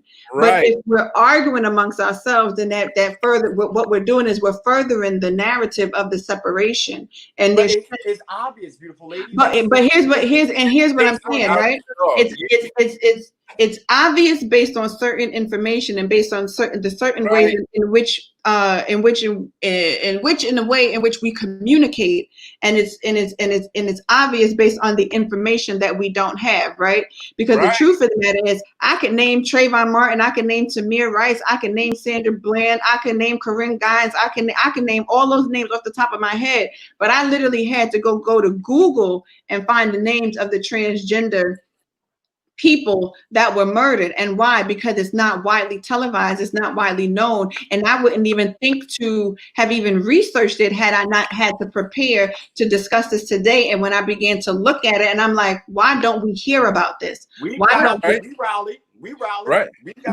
But and that's the thing, because as I began to research it, I saw the rallies that were going on, I saw the protests that were going on, and I'm like, well, why? This should be on a larger scale. This should be on a national level as well, where everybody is informed, and the sad part about it is everybody is not informed. And the reason why it's not informed is because it's black on black. And it's black on black, and it's also because there is a separation between the two. It's kind of like there is a divide that should not be there, and that's one of the reasons why I wanted to bring this conversation to the forefront today, because I do not want this divide. We are Black people, period, and we should stand together, period, and we should fight off injustice, period. We should fight off crime, period, and even when it's within our own community, when it's so-called, black on black, right? And one of the things that I always say is that when you really look at the statistics of why there is a white on white crime, and there is a black on black crime, and there is a Puerto Rican on Puerto Rican crime, or whatever the case may be, it's because you tend to trust the people that you are most connected to. So then therefore we have these high statistics and rates of crime in our own communities, because I trust you. So therefore you should not harm me, but because someone has a problem, now I'm getting harmed. So now I fall into this category. And that's what I'm saying, especially with regards to this topic, as far as human sexuality and literally breaking these rigid gender constructs, is to say, listen, everybody's a human being. You know what I'm saying? However, which way you choose to identify yourself, based on your sexuality, based on your gender, based on whatever the case may be, we should be able to agree on the fact of you're human. I'm human. You're a man, and I respect you and I love you. You are a king, right? And I should be able to view you that way. The issue comes into play where I gotta not view you this way, and I start placing you in categories over here and over there. And the truth of the matter is that we began to do that because it was a way to classify people. And if we break the systemic way in which we have chosen to classify people, and if we begin to just say, you know what, I'm going to break down all of these barriers, a lot of that is nothing but a distraction, and it distracts us away from the actual cause in which we should be standing for, which is the simple fact that our lives matter, period. Point blank, the end. And then we can begin to educate people on triggers. We can educate you on, we can do all of the education that people would need in order to understand. But right now we need to come down to a common cause of, you know what, I love you, I love you, I love you, I love you, I love everybody. Even the ones that have tried to harm me, I can still love you and disassociate myself with you, because what you're not finna do is harm me again. But what I'm saying is, I can still love, and I can still respect, and I can still truly want what's best for you, because that's where all of this comes into play at. Go ahead, Marcus. Thank you. Say something else that's triggering. I'm about to mute every damn body. I'm telling you right now. First off, I didn't say anything that was triggering at all. I know. Oh wait, I got to wait. I said. Don't bring that. I get what you said. What is the new point? I'm not going back there. The new point is, some of us have been fighting this battle for a long time. It's not just because someone got killed or someone got injustice or anything like that. I work with young black males, young black females, young kids in general. And what we're doing is we're out here and we're fighting for the misdiagnosis of young kids. There's a whole nother war going on, and it's not for me to attack it, whether your sexuality or anything. Everybody has their own front line. And if we start attacking each other's front lines, trying to I guess give a rise that, well, my front line is worse than yours, we ain't gonna get nowhere. We're not equal because we don't see things as the same. Your front line is your front line. I can't take away from it, nor will I. If that triggers you, that triggers you. But you have to understand, I have a front line too, and in my front line, it gets real. This is what y'all do. We are talking about a specific topic right now. We are talking about a specific topic. You brought up an issue. You brought up an issue and you overtalk everyone. You brought up an issue and you overtalk everyone. I can wait. This is what it always happens. I can wait. It gets swept under the rug. It's not getting swept under the rug. This is what respect looks like. Again, I can have a conversation with someone who can stick on topic and we can get to the nitty gritty of what you changed the topic. I'm still there. No, I didn't. You jumped into. I said everybody's front line is their front line. Here's what I will say. Here's what I will say between the black straight man and the but I don't have a problem with you. They choose not to acknowledge. They choose not to acknowledge. I acknowledge you. I do acknowledge what's going on. And I'm not trying to undermine yours. I'm not trying to undermine yours, but you're making it seem like every black male is against you. That's not the truth. Right. I don't know you, sir. Exactly. I don't know you, sir. I don't know you, sir. And I'm going to show you the same respect, whether you overtalk me or not. We are discussing the same thing. What you do for a living for children, right? Black children. That has nothing to do with the fact that there's a division. What we were discussing, a division between the black LGBTQ community and the straight LGBTQ community. Am I not? Is that not what we were discussing? Again, so a part of what I do, I work with kids. No, I didn't. I didn't at all. To go and then talk about what you do. I stated my point, and you overtalked me. You overtalked me like you did everyone else. I want to hear you. You overtalked me like you did everyone else. LGBTQ community. Let's talk about it. But as far as what you do, as far as the children, that's not the topic. If that's next week, I'm all for it. But right now, I want to get an understanding before I leave here today. You have the understanding, but you won't. And this why, and I can't make this a general statement. What I'm going to say is, you're not willing to hear. You're not willing to understand. That's where you didn't hear me. You attacked what I said. The only thing where my point was, everybody has their front line. You cannot dismiss someone else's front line because it doesn't agree with your front line. I'm not discrediting your front line. I'm saying your front line, go do your thing, stand 10 toes down, but don't overtalk everybody else. Everybody else got their own front line. I didn't talk over her. You talked over 3 people. You talked over 3 people. And okay, but wait 1 second. Wait. Time out. Time. You've been over talking people. Time out. You've been over talking people. Just mute the panel. Come on. Time out. We gotta go on mute, everybody, because Sade. Okay. Am I unmuted? Yep. Okay. So I had to step away for a second because I had to take a walk and regather myself, because this has turned into a very passionate conversation about a lot of different things that are synonymous but not necessarily mutually exclusive to what rigid gender construct and human sexuality is. So I kind of want to just take this opportunity for everybody to take a breath and for us to get back on topic firstly.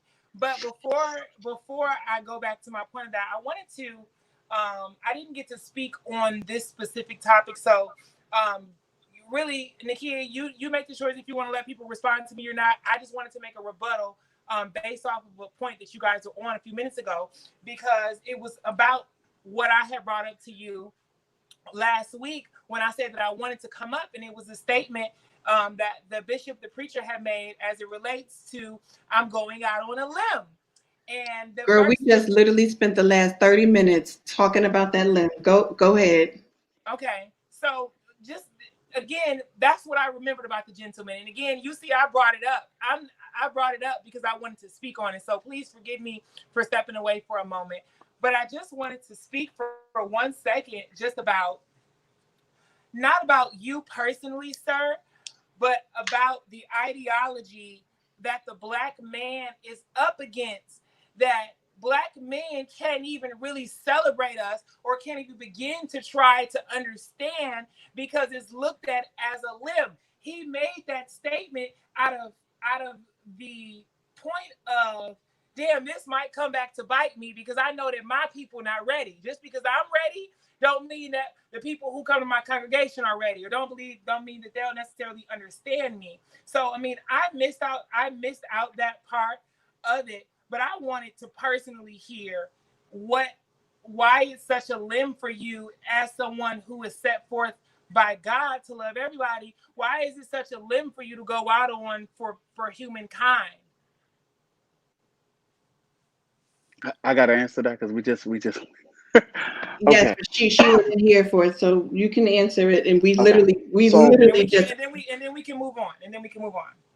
okay, so basically for me, on the stance of growing up in the church and not being able to experience life in other areas of having the experience in LGBT, drinking, smoking, whatever the case may be. The way I was brought up, we were strict from a lot of things. So, like I was basically into a cult. We was in a cult church, and I'm saying this, and I probably will get it for this, but it's fine.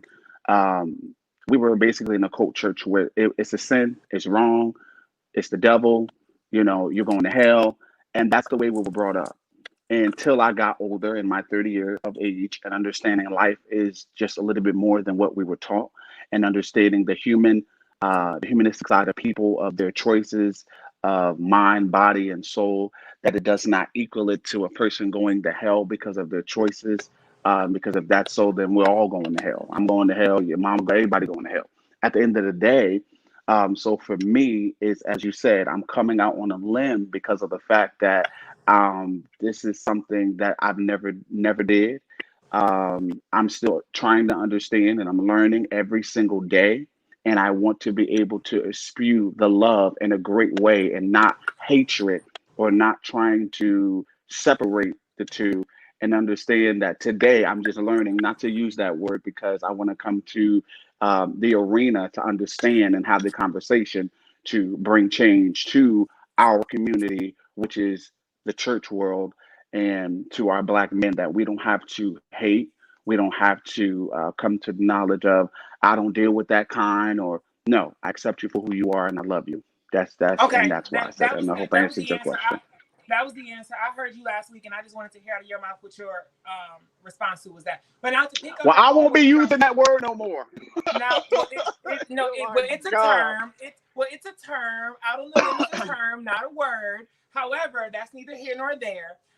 To get back on to what we're on right now, I think honestly, what should be said in this moment, or what's happening in this moment, is indicative of where we are as a society right now, to where there are 6 people here on this panel. We all have different levels of opinions and different frequencies of understanding and verbiage and abilities to communicate all of those things. However, it begins to get very convoluted when your passion is rooted incorrectly. It begins to become convoluted when, like Nakia, you said earlier, or maybe it was someone else who says that the rhetoric behind agreeing to disagree is toxic, because it then basically the underlying of that is, okay, I don't really want to hear what you got to say anymore. You don't really want to hear what I have to say anymore. So let's just be done with it, which does not necessarily push forth understanding.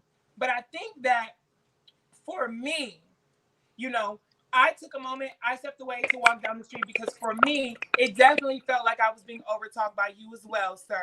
For me, For me? it definitely felt like, and again, feelings are relative to the source. So for You talking me, about me? again, You talking about me?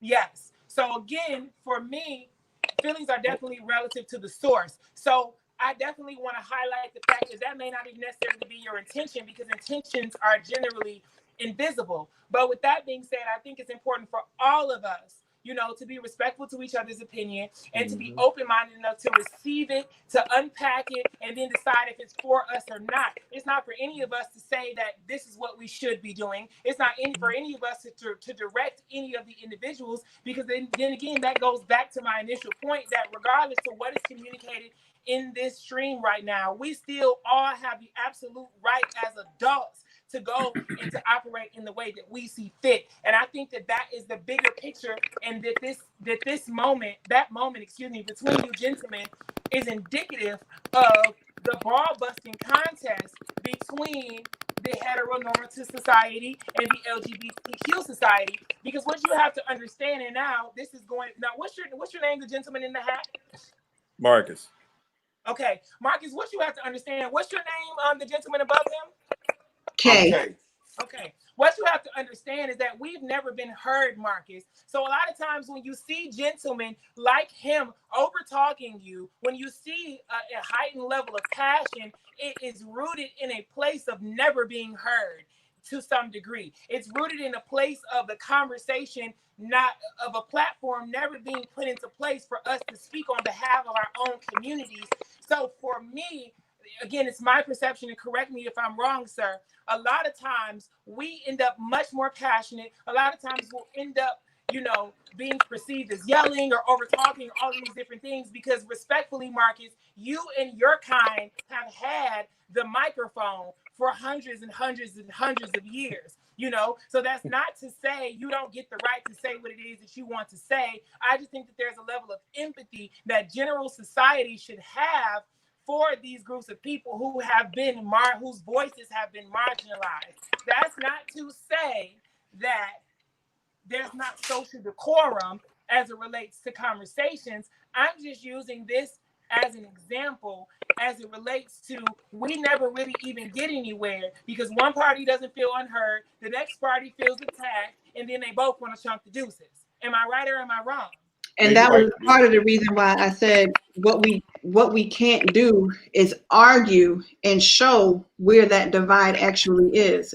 We have to learn how to literally communicate and understand everyone's passion, because what was about to be said was as if Kay is the aggressive Black man, and he's not. He's just a very passionate man, and I don't want to ever exude that or put that energy out there as if that's what it was, because it was not. He's not a disrespectful person. He's actually a very passionate person. He's actually a very humble, and I've never met him before, not a day in my life. This is the first time I'm ever even talking to him, but I can see your heart even through this little computer screen, and I know that he has a huge heart. Let me just get this out. I know that he has a huge heart for not just the LGBT community. He has a huge heart for the community as a whole. And what he does is he tries to bring everybody into that understanding of where his fight is, where his passion is, where his hope is, where his love is, where his heart is. And it doesn't always come across the right way. But I can say the same thing even with Corey. Yeah, yes, about you as well, and also even about Marcus. And I just think that if we just sometimes peel back the layers of even ourselves, and if we just begin, like me, I'm a person, I sit back and I listen to everything. I might not respond right away, but I'm a listener and I listen very well. And I heard everybody's point as they began to speak, even on this live. And I'm like, okay, I get everybody's. And then the truth of the matter is, everybody has been hurt by something.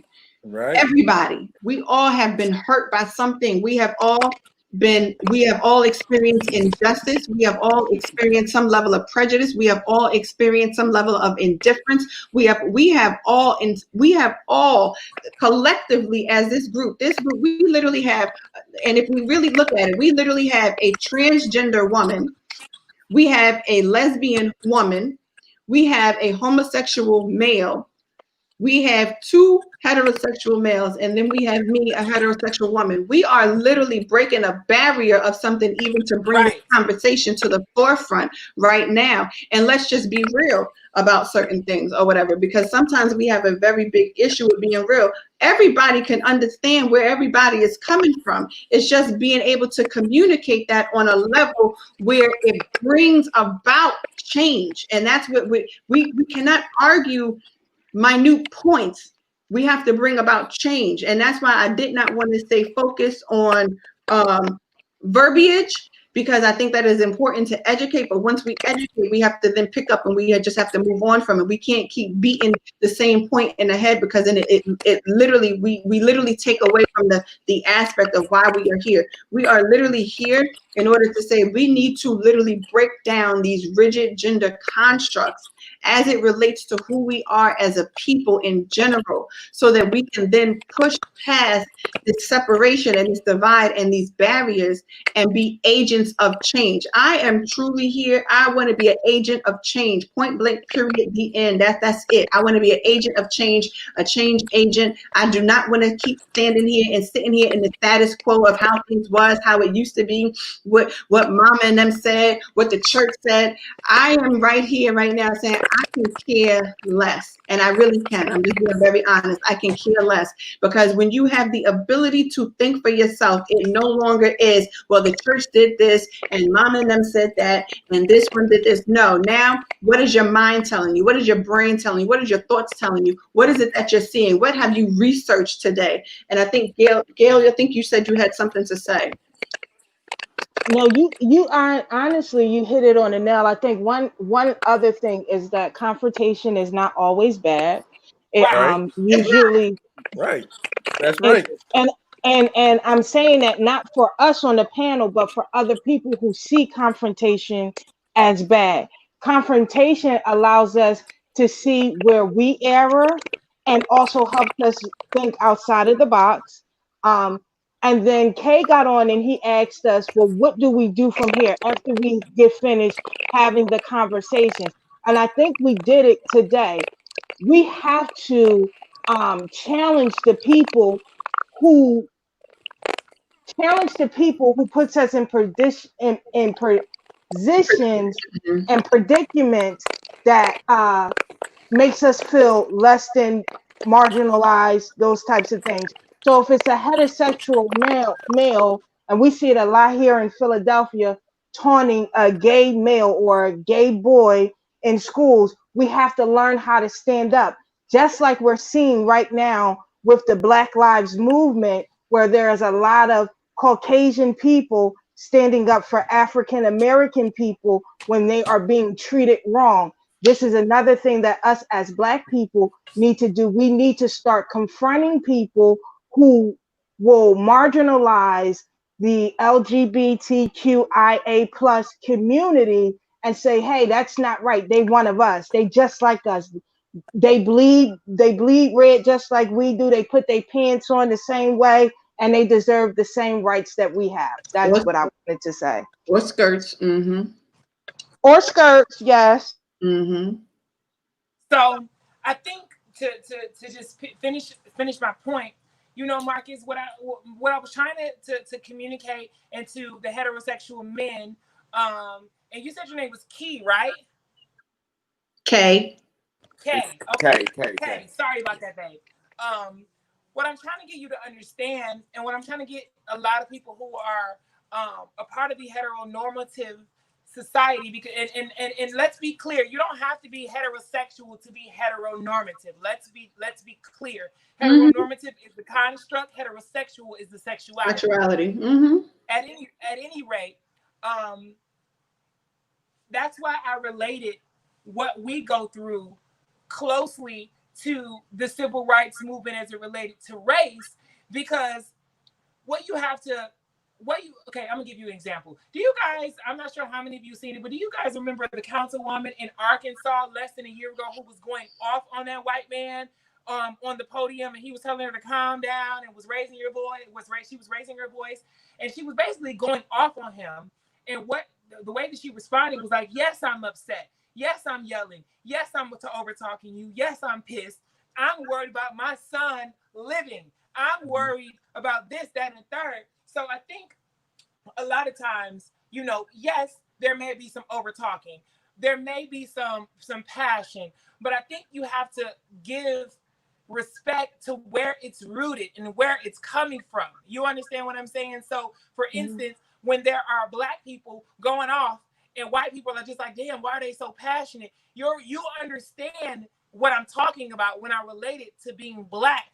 How sometimes we're more angry, sometimes we're more passionate, sometimes we don't want to hear shit that the opposing party has to say because you've been heard and we've not been heard. So I just wanted to kind of not necessarily rally behind Kay, but I wanted to give you an understanding as to where that's coming from, because I know that I used to be him in so many ways, so I know what it's like to be this passionate entity that's speaking, and it's the same thing as Black women being told that they're angry, but that is rooted in not being heard. Am I wrong, Kay?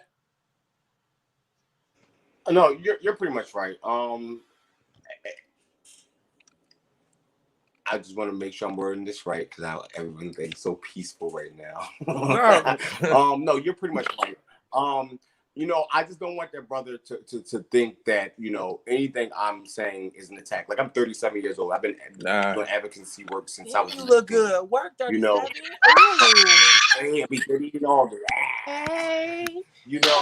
So I've been doing advocacy work since I was 19, and I've been out in the field since I was 19, and I've lost a lot. Like, literally had to bury a lot of people. I can't stand her. Between 19 and 37, so when I feel like my fight is for those people who can't fight no more.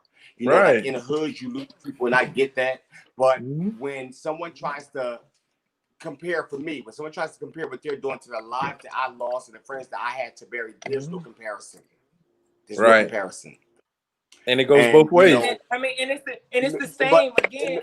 But again, here we go again. I'm sitting there trying to explain I feel like with the two of us, there's a tit for a tat thing, and I'm not trying to go a tit for tat with you, brother. What I'm trying to explain to you is, like this young lady said, you've been heard.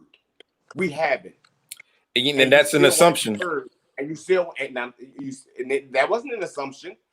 That was what she said was not an assumption. So again, no, but I was talking about heteronormative constructs when I said you have been heard. I was speaking about him and who he represents as a Black heterosexual man. So the Black heterosexual male figure, generally speaking, has had the platform.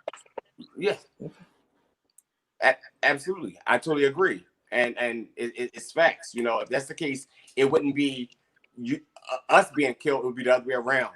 We would be the ones. We wouldn't be trying to.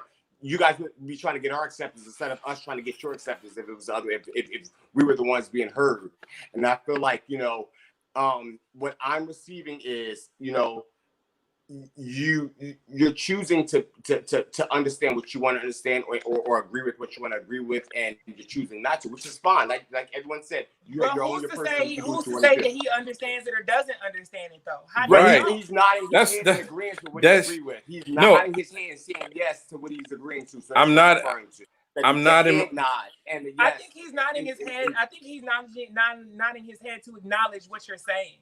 No, I'm talking about me. I'm talking about throughout the entire conversation when you left, beautiful lady. When the pastor was speaking, through all of that. But in regards to what the pastor, before he explained to you what he was discussing, he was nodding his head in agreement. So, well, that's his opinion. That's how he this. It's those things. And I feel like if someone's looking to understand a certain person's perspective, if that's generally what you're looking to do, you would be open to hearing why they're angry about certain things, and you'll be open to hearing what struggles they've been through, not comparing what you do for children to what I go through every day for 37 years of my life as a black gay man in this community. As a black gay man, I was a teacher, high school teacher for 2 years in the public high school. You know, like, we're not talking about that, so I'm not bringing that up. I'm not trying to compare what I do for children with what you do for children. The goal and the topic at hand is this: why is there a division between the LGBTQ community and the black straight community? That's I'm just trying to get a little bit of understanding as to him as a straight man. What's his strife? So I can explain him what my issue is and what I've experienced, so we can come to some type of a happy medium. Okay. So that we can Marcus, take it back go to our ahead. communities Marcus, and go fix ahead it. and rebuttal to him real quick. So I don't know if this is disrespectful. So I'm gonna say it in a certain way. I just see you as another black man. It probably is if you think it is. So check yourself before it comes out. It probably No, but no, he just is. he just said it. He said, "I just see you as another black man," meaning that I don't see you. I'm not going to classify you based on your sexuality. I'm not going to classify you based on your gender identity. I'm not going to classify you. But he just said it. He said, "I see you as another black man." Okay. And so what he's basically stating is that I believe that there has been, and what I want to do is what I don't want to do is I don't want to perpetuate something that's not there. Right, and that's all I'm saying. And that's all I'm saying. Let me hear from him. That's No. What I don't want to do, because what's been happening is these two have basically been saying the same thing, but because it's coming across differently, it's being misconstrued. And what I don't want to do is continue to go down that line and have that line of communication, because the truth of the matter is. But now, do you think that? See, I don't think that it's being misconstrued. I think it will be. Here's the thing. It will be. It's indicative. I think that it's indicative of what the issue is, and I think that I'm bringing it up because I think that is the element that causes this right now. And it is, and that's why I want to bring clarity to what is causing this, as opposed to keep causing this by having two people be like this with each other. What I'm trying to do is say these two men are actually saying the same thing. They're saying it very differently. And what's happening is because it's literally an emotional topic. It's an emotional subject, and it is something that is deeply rooted in how I feel because of how I have been. And it's not Kay by himself. Kay is not speaking in his own terms. Kay is speaking for an entire community to say, this is how the community feels. This is how the community feels. So I'm about to take on this whole weight of the community, and I'm going to tell you how this feels. And then what Marcus is saying, well, that's how we feel. So then Kay feels like, well, you know what? You're not even acknowledging the fact of what I'm saying, because you're just rebutting the fact of what I'm saying by telling me how you feel, and you're not even acknowledging how I feel. So I think that if we can all understand this one simple thing, which is the fact that you both are actually saying the same thing, you are saying it differently. But what I don't want to do is I don't want y'all to show this when really and truly we're doing this today. This is what we're doing. We're bridging a gap that has literally been so separate. And that's what the cause of this today is to bridge that gap of understanding and of knowledge, and to bring everybody to a common understanding of peace within our own selves, to say, you know what? And that's why I think Marcus just said, you know what? I see you as a black man.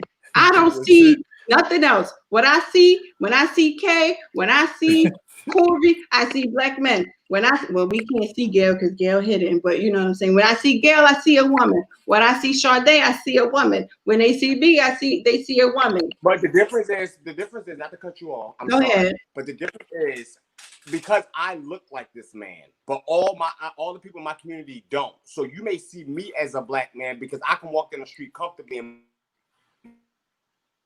blend in if I choose to. But a lot of gay men cannot. So because of which, it should be based on what you see. And I think this is where we're getting mixed up at. It shouldn't be based on that.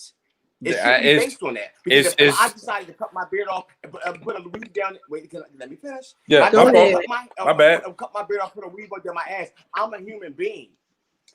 And so based on what you see, it's invalid. All I'm asking, like you said, is for you to acknowledge the fact that, listen, these are the issues. It's not, forget what you see, bro, and forget what I see. It's not about that. We're gonna put that to the side, right? At the end of the day, let's acknowledge the fact that we are both all people. We're all part of the Black community, and what we all are looking for is equality, whether it's from the white man or whether it's from each other. So the goal is to be treated equally within our own community. That's all we're asking for. That's all. That's all we're asking for. And the fact that that's such an issue, and I can't get a definite answer as to why that's an issue. And I'm speaking again, like she said, for the community, because everyone don't look like me, everyone don't act like me, everyone don't do the same work I do. So you can't say because you see a Black man in me, I see a Black man in you also. But again, the person next to me, if they don't look like me, what do you see? What do you see? If they don't A human being. If they don't identify as a man. Can I Can I ask a question? Can I ask a question? Go ahead, I want to ask a Dave. question I want to ask a human question. being, right? And for all human beings, and this is for the stance of taking for the church. What can we do to change the perception and bring equality and bring love, because I'm using my words wisely, bring love and togetherness when it comes to the church? Number one, view people as being a human being. Teach love. I want Nakia, I want the three of them to answer. I'm waiting to respond. Because I don't know their names. Wait, do one at a time, please. We're gonna view people. Who do you want to answer, Pastor? Who does you want to answer? Who do you want to have the floor, Nakia? Well, who the guy in the lady on the bottom? The guy in the green, the lady that I don't know their names. Okay, so the guy in the green is Kay, and the lady is Sade. And the lady on the bottom, and the lady that's on top. The lady that's on top of me is Gail. I'm gonna go. Gail, yes. Let me say this. I'm gonna go last. Okay. All right. And go ahead, sir, do you mind repeating your question one more time? I just want to hear this question one more time because everyone was talking. Okay, so my question is, what can we do as the church, the people who go to these institutional buildings, and we say that you can't hold position, and I'm changing it so that way you can understand what I'm saying. You're not accepted and things like that. What could we do to bring equality and equalness to, so that you can feel comfortable and that it's not a separation, because it is. It's not a separation to where you could be comfortable to come in our churches and not be judged, to be heard, to be loved, and to get the same treatment like everybody else. And I hope you don't take nothing that I say. No, not at all. If I said it wrong, I apologize. Not at all. No, honestly, it starts from the head down. You have to teach those things that you want us to feel. You have to teach it to your congregation. You have to teach them not to look at. It's so funny because us as LGBTQ people, we are very spiritual people and we love God. But most of us have been turned away from the church and flung from the church. Like if you sat with a group, I don't know where you're from, but if you're ever in Philadelphia, I want to introduce you to a group of people who with praise and worship leaders, everything else, but their stories are horrific because they were turned away so and embarrassed so badly in front of the church, because the same place I'm supposed to come for refuge, I'm supposed to become to be delivered from, turned me to the streets. They turned their back on me. They embarrassed me. Mm-hmm. So those same things that you want me to feel, you have to literally drill that into your congregation. Like God is about love. God is love. Like what's the saying? You say, hate the sin, not the sinner. Like you have to teach it.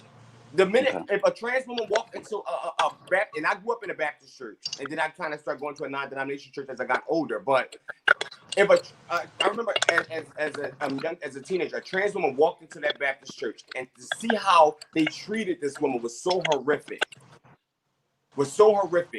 They made her feel less than. She got up in the middle of service and she walked out. She walked out the church.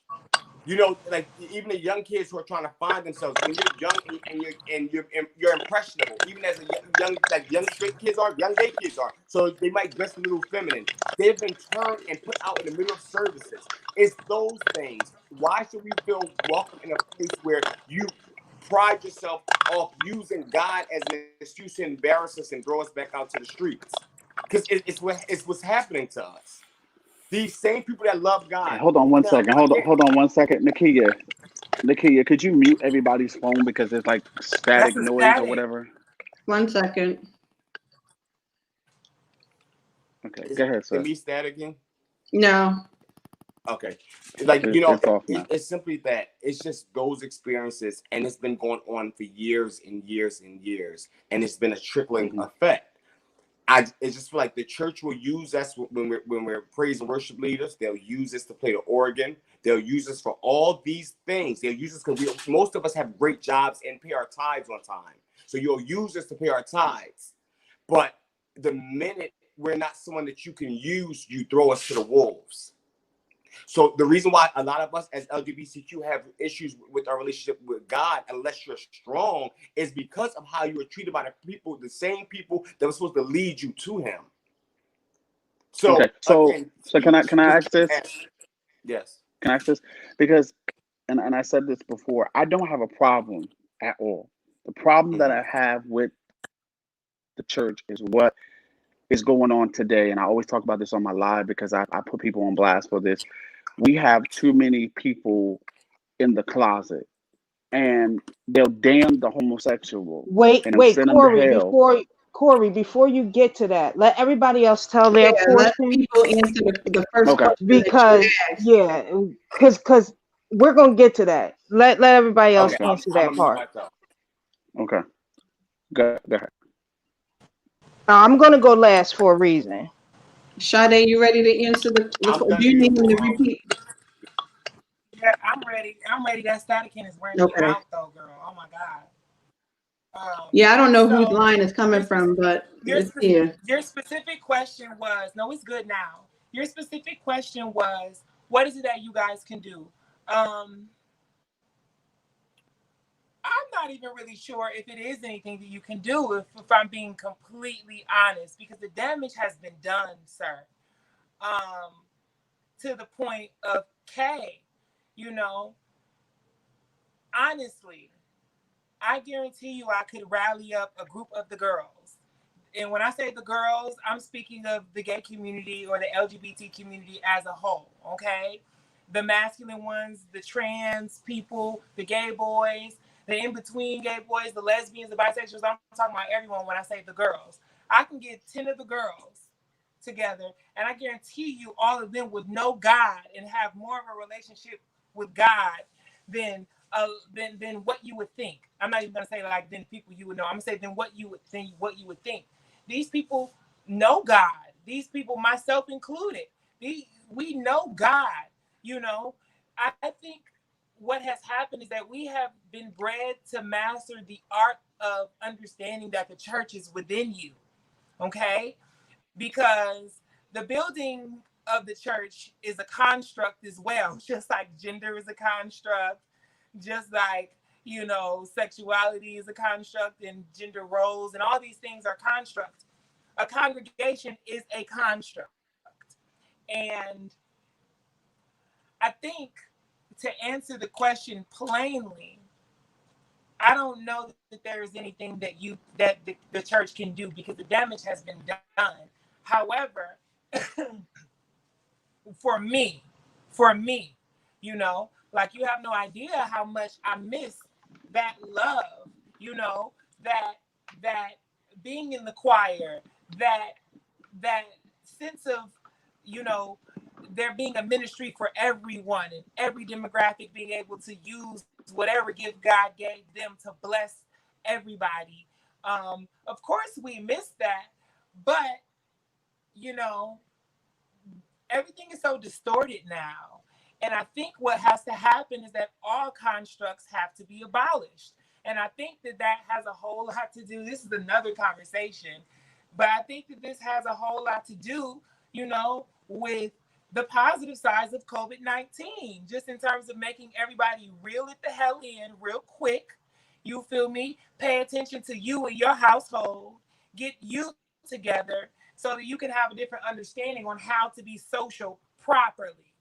Um, because it's not much else that can be done, especially in someone like Mai's life or in Kay's life, because the damage has been done. But what the church has to understand, and what some churches have understood and are growing to understand, is that you can't preach the word of God if you're not preaching God love everybody.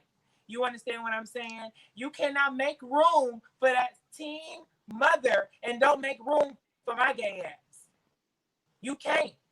You understand what I'm saying? It's no way that you can have children out of wedlock or have all these other things that I could just name and name and name. Be gluttonous. Hell, it even speaks against having animals, having dogs and shit like that. You understand what I'm saying? You can't speak about these things and then not give a space to this one specific demographic. So I think that, it just needs to be about love. It needs to be about loving everybody. It needs to be about teaching to have your integrity in check and remembering that you can get away with and you can fool all these people, even you as the pastor, the preacher, the deacon. You can fool all these people, even yourself, baby. But be ye not deceived, because your enemy will be your footstool and God see everything.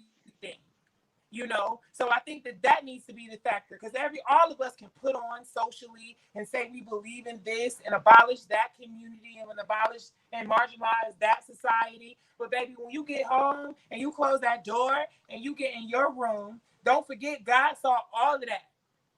God saw all of that. So while you up there persecuting, not you specifically, while you up there preaching, make sure not to persecute, and just make sure that you are driving into these people, that it's not these people you need to be pleasing. It's not societal norms that you need to be trying to get right with. The church is within you, and honestly, once you're led to that sense of spirituality and that frequency, baby, you know better, and the word also speaks to your ass is not exempt once you know. So it's a lot of different things. I think they just need to speak on the facts and leave it at that. Don't insert personal opinion. Don't insert opinions of society. Don't talk politics. Don't do those things. Love everybody, because everybody got a space. Y'all let these crackheads in there. Y'all let these deadbeat fathers in there. Y'all let these men who go to prison for being murdered come home and tell their testimony, and y'all embrace them. You feel me? So you got to make a space for everybody. That's the only thing you can do moving forward. But as far as the people in the past, I'm not really sure what you can do, because I don't really have anything to say to the pastors and the preachers and the people who did me dirty from the church, and my mom's side of the family is Jehovah's Witnesses. So I'm talking about the Kingdom Hall, and I'm talking about Southern Baptists. You understand what I'm saying? It's two totally different degrees, but it's the church, period, because a lot of people like to separate Jehovah's Witnesses from regular Christians when they are just Christians anyway. The ideal of Jehovah's Witnesses is another social construct that's built within the umbrella of Christianity. The same way that you have the word transgender or trans as an umbrella, and passable trans women who feel like they are women and embodied women fall up under there. Trans women who don't want to take hormones and who don't feel like they have to assimilate to looking like a woman, to feel like they're a woman. You understand what I'm saying? People who feel like they're non-binary and they're everything. All of these different things fall up under that umbrella as well, the same way as the latter. So again, you just got to make room. You got to make room. That's the bottom line of it. Moving forward, you got to make room. And as far as the past, it's nothing you can do for me, because the damage is done. I want to be left alone. You feel me? I want you to eat your words by seeing how God still blesses me. And that's what I have always armed myself with through my entire journey. Then people left me out in the street with nothing. You understand what I'm saying? And the church was the first place I went. And then people didn't have nothing for me just based off of that single fact alone. You understand what I'm saying? And here we are now in 2020, and I'm the one who has an education. I'm the one who has money in the bank. I'm the one who has a good credit. I have become the one that all my cousins are saying, yo, I need to come to New York with you. I need to do this with you. I'm all of these things now that you said I wouldn't be. So it's just so funny to me how the tables have turned, because even if we're talking about gay men, hell, they earn more than straight men themselves. They're more put together and more well-rounded of men, in a sense, than heterosexual men, because they were pushed out as well. So I mean, this is a long-winded response, but the quick version of it is make room. Make room. Go ahead, Gail. So I have a whole totally different story, Sade. You probably wasn't on here when I said it. I am a lesbian, black woman who is actually a minister in the church. And the first woman that Who's I ever what? It's static and so bad. Can you repeat what you just said? Who's what? in church. She's a minister um, in I ain't church. get it. Okay, okay, Um, gotcha. and the first woman I fell in love with was a woman in the church. And when I fell in love with her, I went to my pastor and sat beside her and said, Pastor, I got something to tell you. And she said, what? I said, I'm in love with a woman. And she looked back at me and said, you're going to be all right. And she never judged me when I said that. And I mean, I preach, I prophesy, I pray. And on the other side of that, there is another group of people that I was in a relationship with another young lady. And anybody who knows me is I'm a provider. And it's funny because we're talking about gender constructs, and sometimes I operate within that wall of gender constructs. That's just me. And I was providing, I was taking care of the young lady, got my own place, moved the young lady in with me, and we was a part of a group of other pastors, apostles, teachers, preachers, things like that. And I kept on saying to the young lady, I said, when you gonna let them know that you're gay? Cause I don't hide. Everything I do is out in the open. I took her to church with me, all that. I don't hide anything. Now I don't disrespect God, but I don't hide anything how I'm living.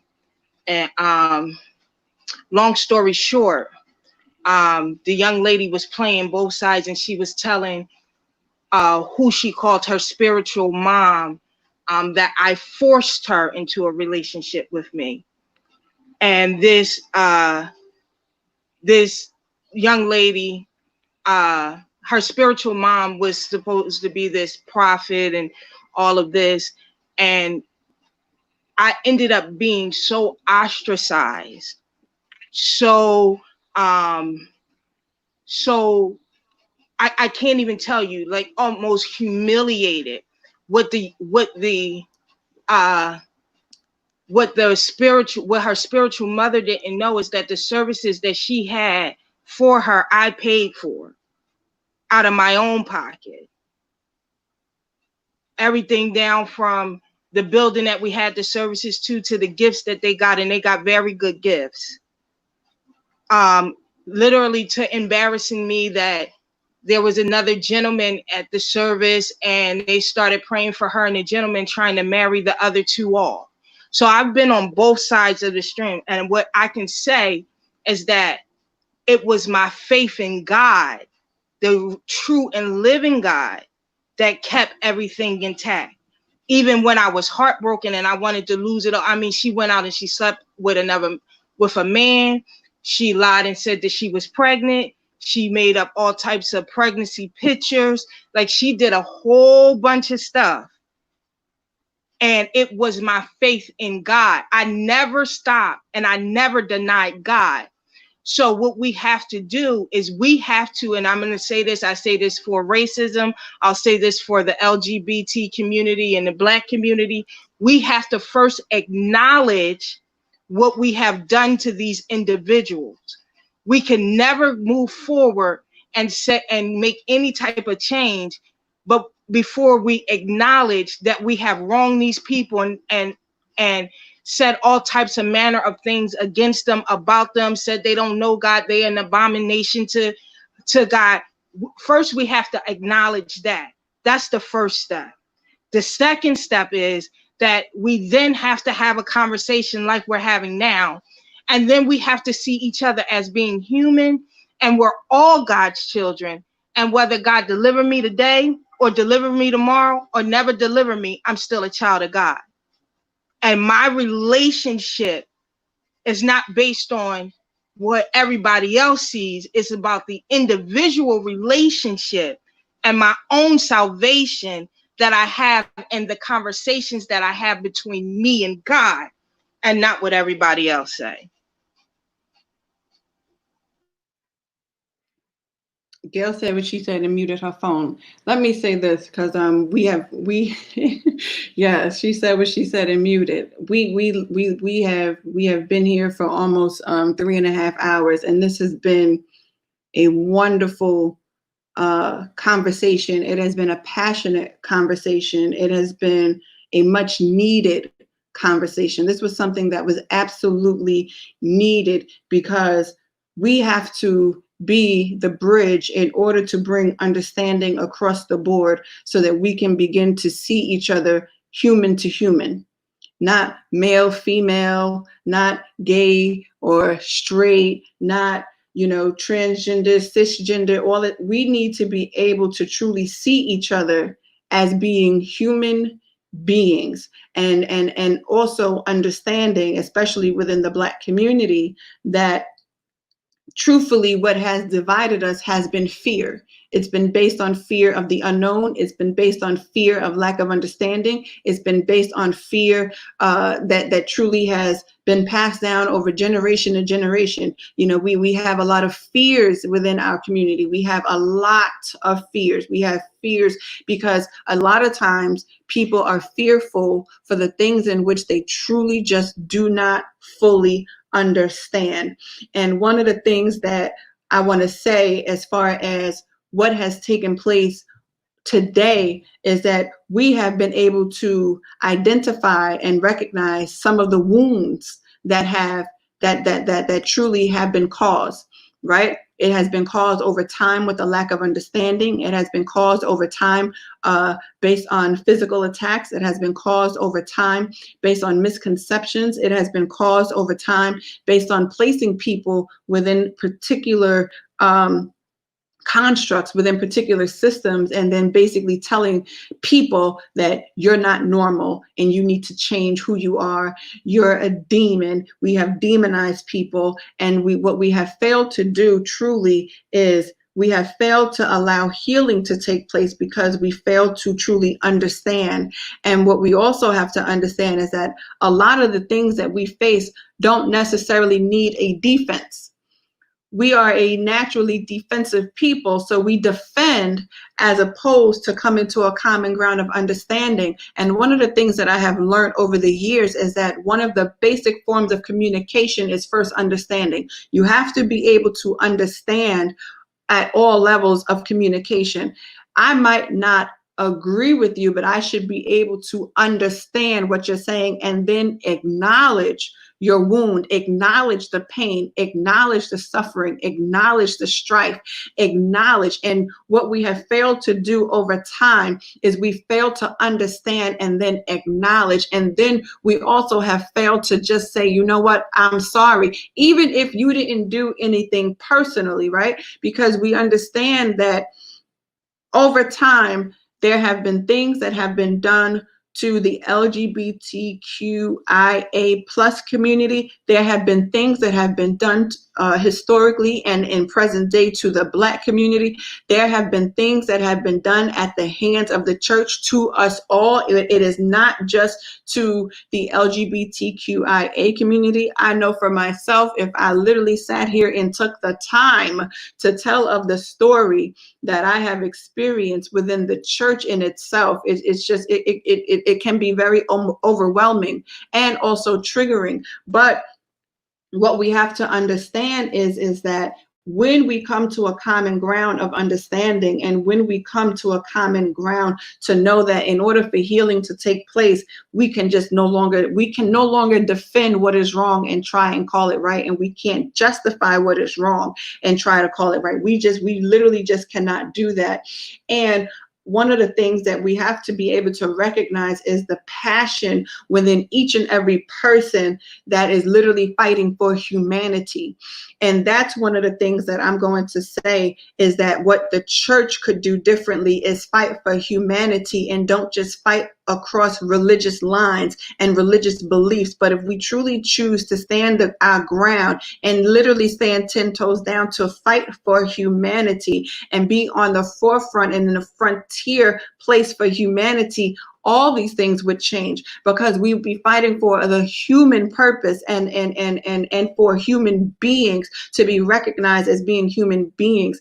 It has nothing to do with agreement of a lifestyle. It has nothing to do with agreement of a gender identity. It has nothing to do with agreement for anything like that. It has everything to do with literally saying, I'm going to fight for humanity because I stand with God. And if we constantly say that God is love, but then I turn to you and say, but you don't get that love, you don't receive that love because you are a sinner. And if that's the case, then I'm sorry to tell half these people out here that your pastors then therefore are not even deserving of a smidget of the idolatry that you give them. Point blank, period. Because what we fail to realize is that when we fail to accept even the least of them, we are not doing anything unto God. That's in the scripture. And that's the things that we fail to understand, because we don't fully understand the scriptures as a whole, but we want to constantly run back to somewhere in Leviticus, somewhere in Exodus, somewhere far, without bringing it forward.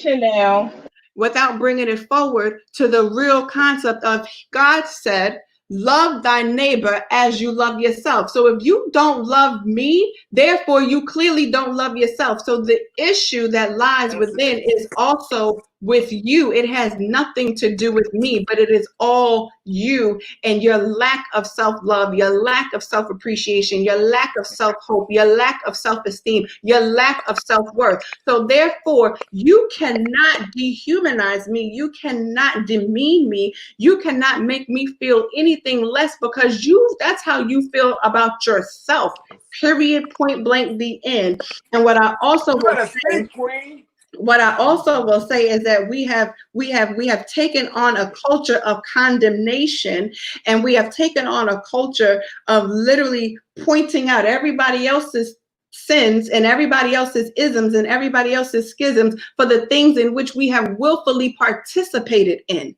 Okay, but I want to call it out in you, because what I've done is hidden, but what you've done is in the open. So therefore, because I can see what you've done, I'm going to call this out in you, because you're wrong, you're disgusting, you're this, you're that, and I don't agree with you. But guess what? You're a cheater, you're a liar, you're a thief, you're a rapist, you're actually a glutton, because you're just overweight and you don't even care about the sin of your own self with what you constantly are shoving within your own mouth. You are a gossip, and what you do is you cause division and you spread dissension. I could go on and on about the list. You want to know why I can? Because I actually do study the word very well, and I'm very well articulate in the word, and I can actually break it down for half these people that want to sit up here and demonize other people without realizing the sin that is even in the own stench of their worship that God has never received, not a day of their breath on this earth, as they've been trying to fake worship God.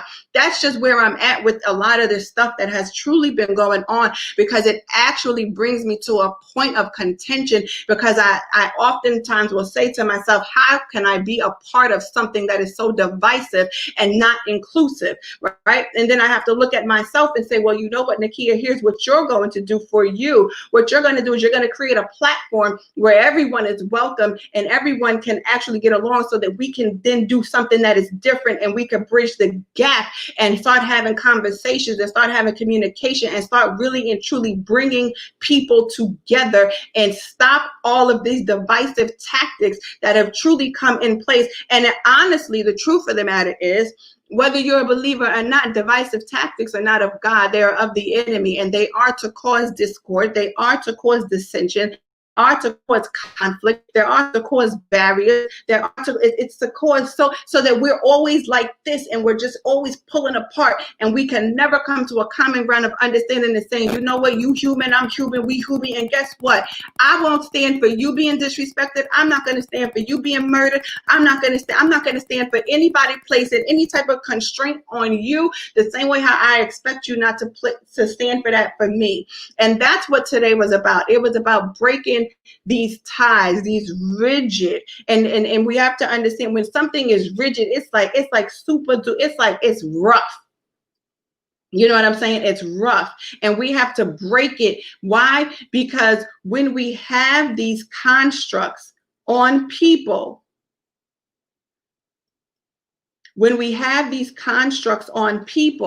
okay, what we fail to realize is that we're literally dividing them, and we're not bringing people together. And that's what we have to do today. We have to learn how to bring people together. We cannot keep this divide going on, because guess what? I got my fight. Marcus got his fight. Sade got her fight. Kay got his fight. Gail has his fight. Corey has his fight. You know what I'm saying? Everybody has their fight, right? But we all are fighting one common cause together as people, right? And how we go about this fight is we got to come together and not be all this clashing and all this foolery and stuff. We can't clash in war. That don't work. We can't. Because guess what? When we do that, that's when the war is lost. That's why for years, let me tell you something. That's why for years we've lost this battle of civil rights. We've lost the battle of human rights. We've lost the battle of being respected, and we lost it because we could not come together. We had let me tell you something. If Martin Luther King and Malcolm X would have came together from the beginning, we probably wouldn't be where we are today, because it would have been such unity. But they were able to cause such a divide, even based on basic principles, okay? But now today we are saying no more to that.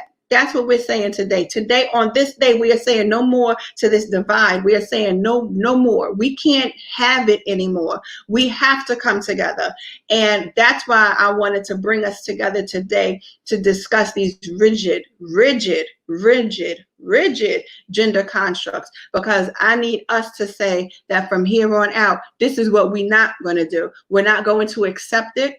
We're not going to keep acting like each other is different. We're not going to keep acting like somebody is less than, somebody is unworthy. We're not going to do that. Let me tell you, like I said earlier, I met Sade physically in 2015 on New Year's Eve, right before my birthday, okay? That's when I met her, and she beat my face to the gods, and I had absolutely nowhere to go but to church, okay? But I had been following her for a while before I even physically met her, and her spirit has been the same from the day in which I met her to now. She's always been passionate, always been a fighter, and ain't never backed down from nobody. Marcus, I literally just met you, like maybe a year ago at a book signing. You understand what I'm saying? And Marcus has always been who he is. Marcus is very caring, very understanding, and is a person that will just literally just listen and welcome everybody in. And then, he likes to argue as well too. So I ain't gonna sit up here and act like you don't like to argue, because you do. You know what I'm saying? And Gail, me and Gail met, praise the Lord. I was there to witness her story. You know what I'm saying? I was there, and I saw her pain, and I felt it. And even from that moment, Gail can even be a witness to the fact that I ain't never judged her. I ain't never looked down on her. I ain't never made her feel like she was different or anything like that. Why? Because that's not who I am. I don't care. I have never been that person, and I ain't never going to be that person, because I've seen the worst in some people that claim to love me. So how dare I think that I could stand on any type of a ground and tell somebody what they need to do? I never forget that day when Gail was prophesied to. I was angry. You remember that, Gail? Because the dude straight up told you God wouldn't heal you until you changed your life. I remember that. I remember that. Yeah, I remember that.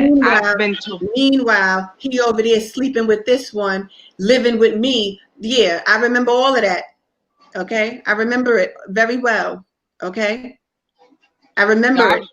I've experienced that on numerous occasions of people telling me I wouldn't be healed. And I know y'all can't see me, but I suffer from herniated disc, and I need a brand new knee, and it's all on the same side of my body. So I'm losing my mobility as I get older. So I've been in churches where they have told me God wasn't going to heal me until I changed my life. Or when I walked in my jeans and my button-down shirt and my sneakers, and the first thing they did was call me up for prayer and say, we're casting out this homosexual spirit. And trying to cast out and all this stuff. I've seen it. Trying to make people foam at their mouths. I've seen it. I've seen a lot. You know what I'm saying? And that's why I can say that I understand Kay's, honestly, his frustration with the entire, with everything. It's a frustration. And it's also a passion, because I'm frustrated. I'm passionate about change, and I'm passionate about driving change. And I want to drive this change because I'm tired. We got to understand, and I've been saying this for a while now, I'm tired, and I am tired. I'm tired of seeing people getting murdered in the streets. I'm tired of seeing us divided. I'm tired I am tired.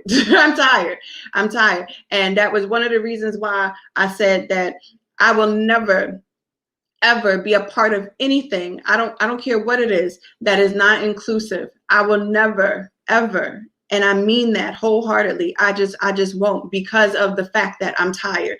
And I want everybody to know that it is okay to get tired, but and in your tiredness, it's also time for action. So in your tiredness, it's time for action. Don't get tired and then not do anything. Get tired and then go into action to do something. You know what I'm saying? To drive about change, because that's what we're here for. And, you know, though that really is my closing remarks, because I just thought that this was very important. And I think that we will probably, revisit this once again as well, because we can't just stop with one conversation. A conversation has to continue. So we can't just stop with one conversation. We have to continue on with the conversation and continue driving it forward, and continue to, enact change, and continue to be the change agents that we should be. Anybody have any closing remarks to say? Y'all can unmute yourselves. Oh, I'm not muted. Oh. I'm muted? No, I can hear you. You're not muted. Okay, cool. I would just say, I agree with what you said. We all have to work together. At the end of the day, I stand with this. We all have our front lines, and we all have to fight, and we all can get what we want if we work together. That's it. I believe that. Kay, any closing remarks? Kay said, I love you. I love your spirit. Gail, any closing remarks? No, I think you put the punctuation mark on it. She put the period. Yeah, you put the period on it. I think, that's it. If we love ourselves, if we love each other the way that we're supposed to love ourselves and honor God, we will be A-okay. And that's it. I truly do believe that. So I just want to thank, I want to thank Sade. I know she got disconnected somehow, some way, but I want to thank her so much for coming on here. She truly, reached out to me, and, after last week's show, she was trying to connect and couldn't connect. And I said, well, you can come on this week. And I truly thank her for coming on and being a pivotal part of the conversation, driving the conversation. I thank you guys. I thank Kay, Corey, Gail, Marcus. I thank y'all also for being truly a pivotal part. I know, Kay, we asked you at the last minute, like, no, why don't you come on the panel? So, and I thank you for that. Marcus, I'm always going to call on you at the last minute, and, you're always ready, and I appreciate that. I really do appreciate that. Corey, I thank you for joining. Gail, I asked you completely at the last minute, but I was like, Gail, you live this, you need to join. So I thank you for just coming on and joining. We have been rocking out for 3 hours and 45 minutes, y'all, and my water is done. So therefore it is time to go. Yes. So thank y'all. Thank everybody for joining. Tune in next week. We will be here. And next week, we're just going to summarize this entire topic for this month. We've just been talking about human sexuality for this month. And it's just going to be a good summary of everything that we discussed. And I believe a call to action is going to take place because next week, the way in which I'm going to summarize it is I am going to deconstruct human sexuality in the church. And I think that that's going to be important. And I'm going to tie in everything that we have discussed thus far in order to tie that in, because I think it's an important conversation. And I think we need to have it. So that's what we're going to do. All right. So good night, everybody. I hope y'all enjoyed. Good night.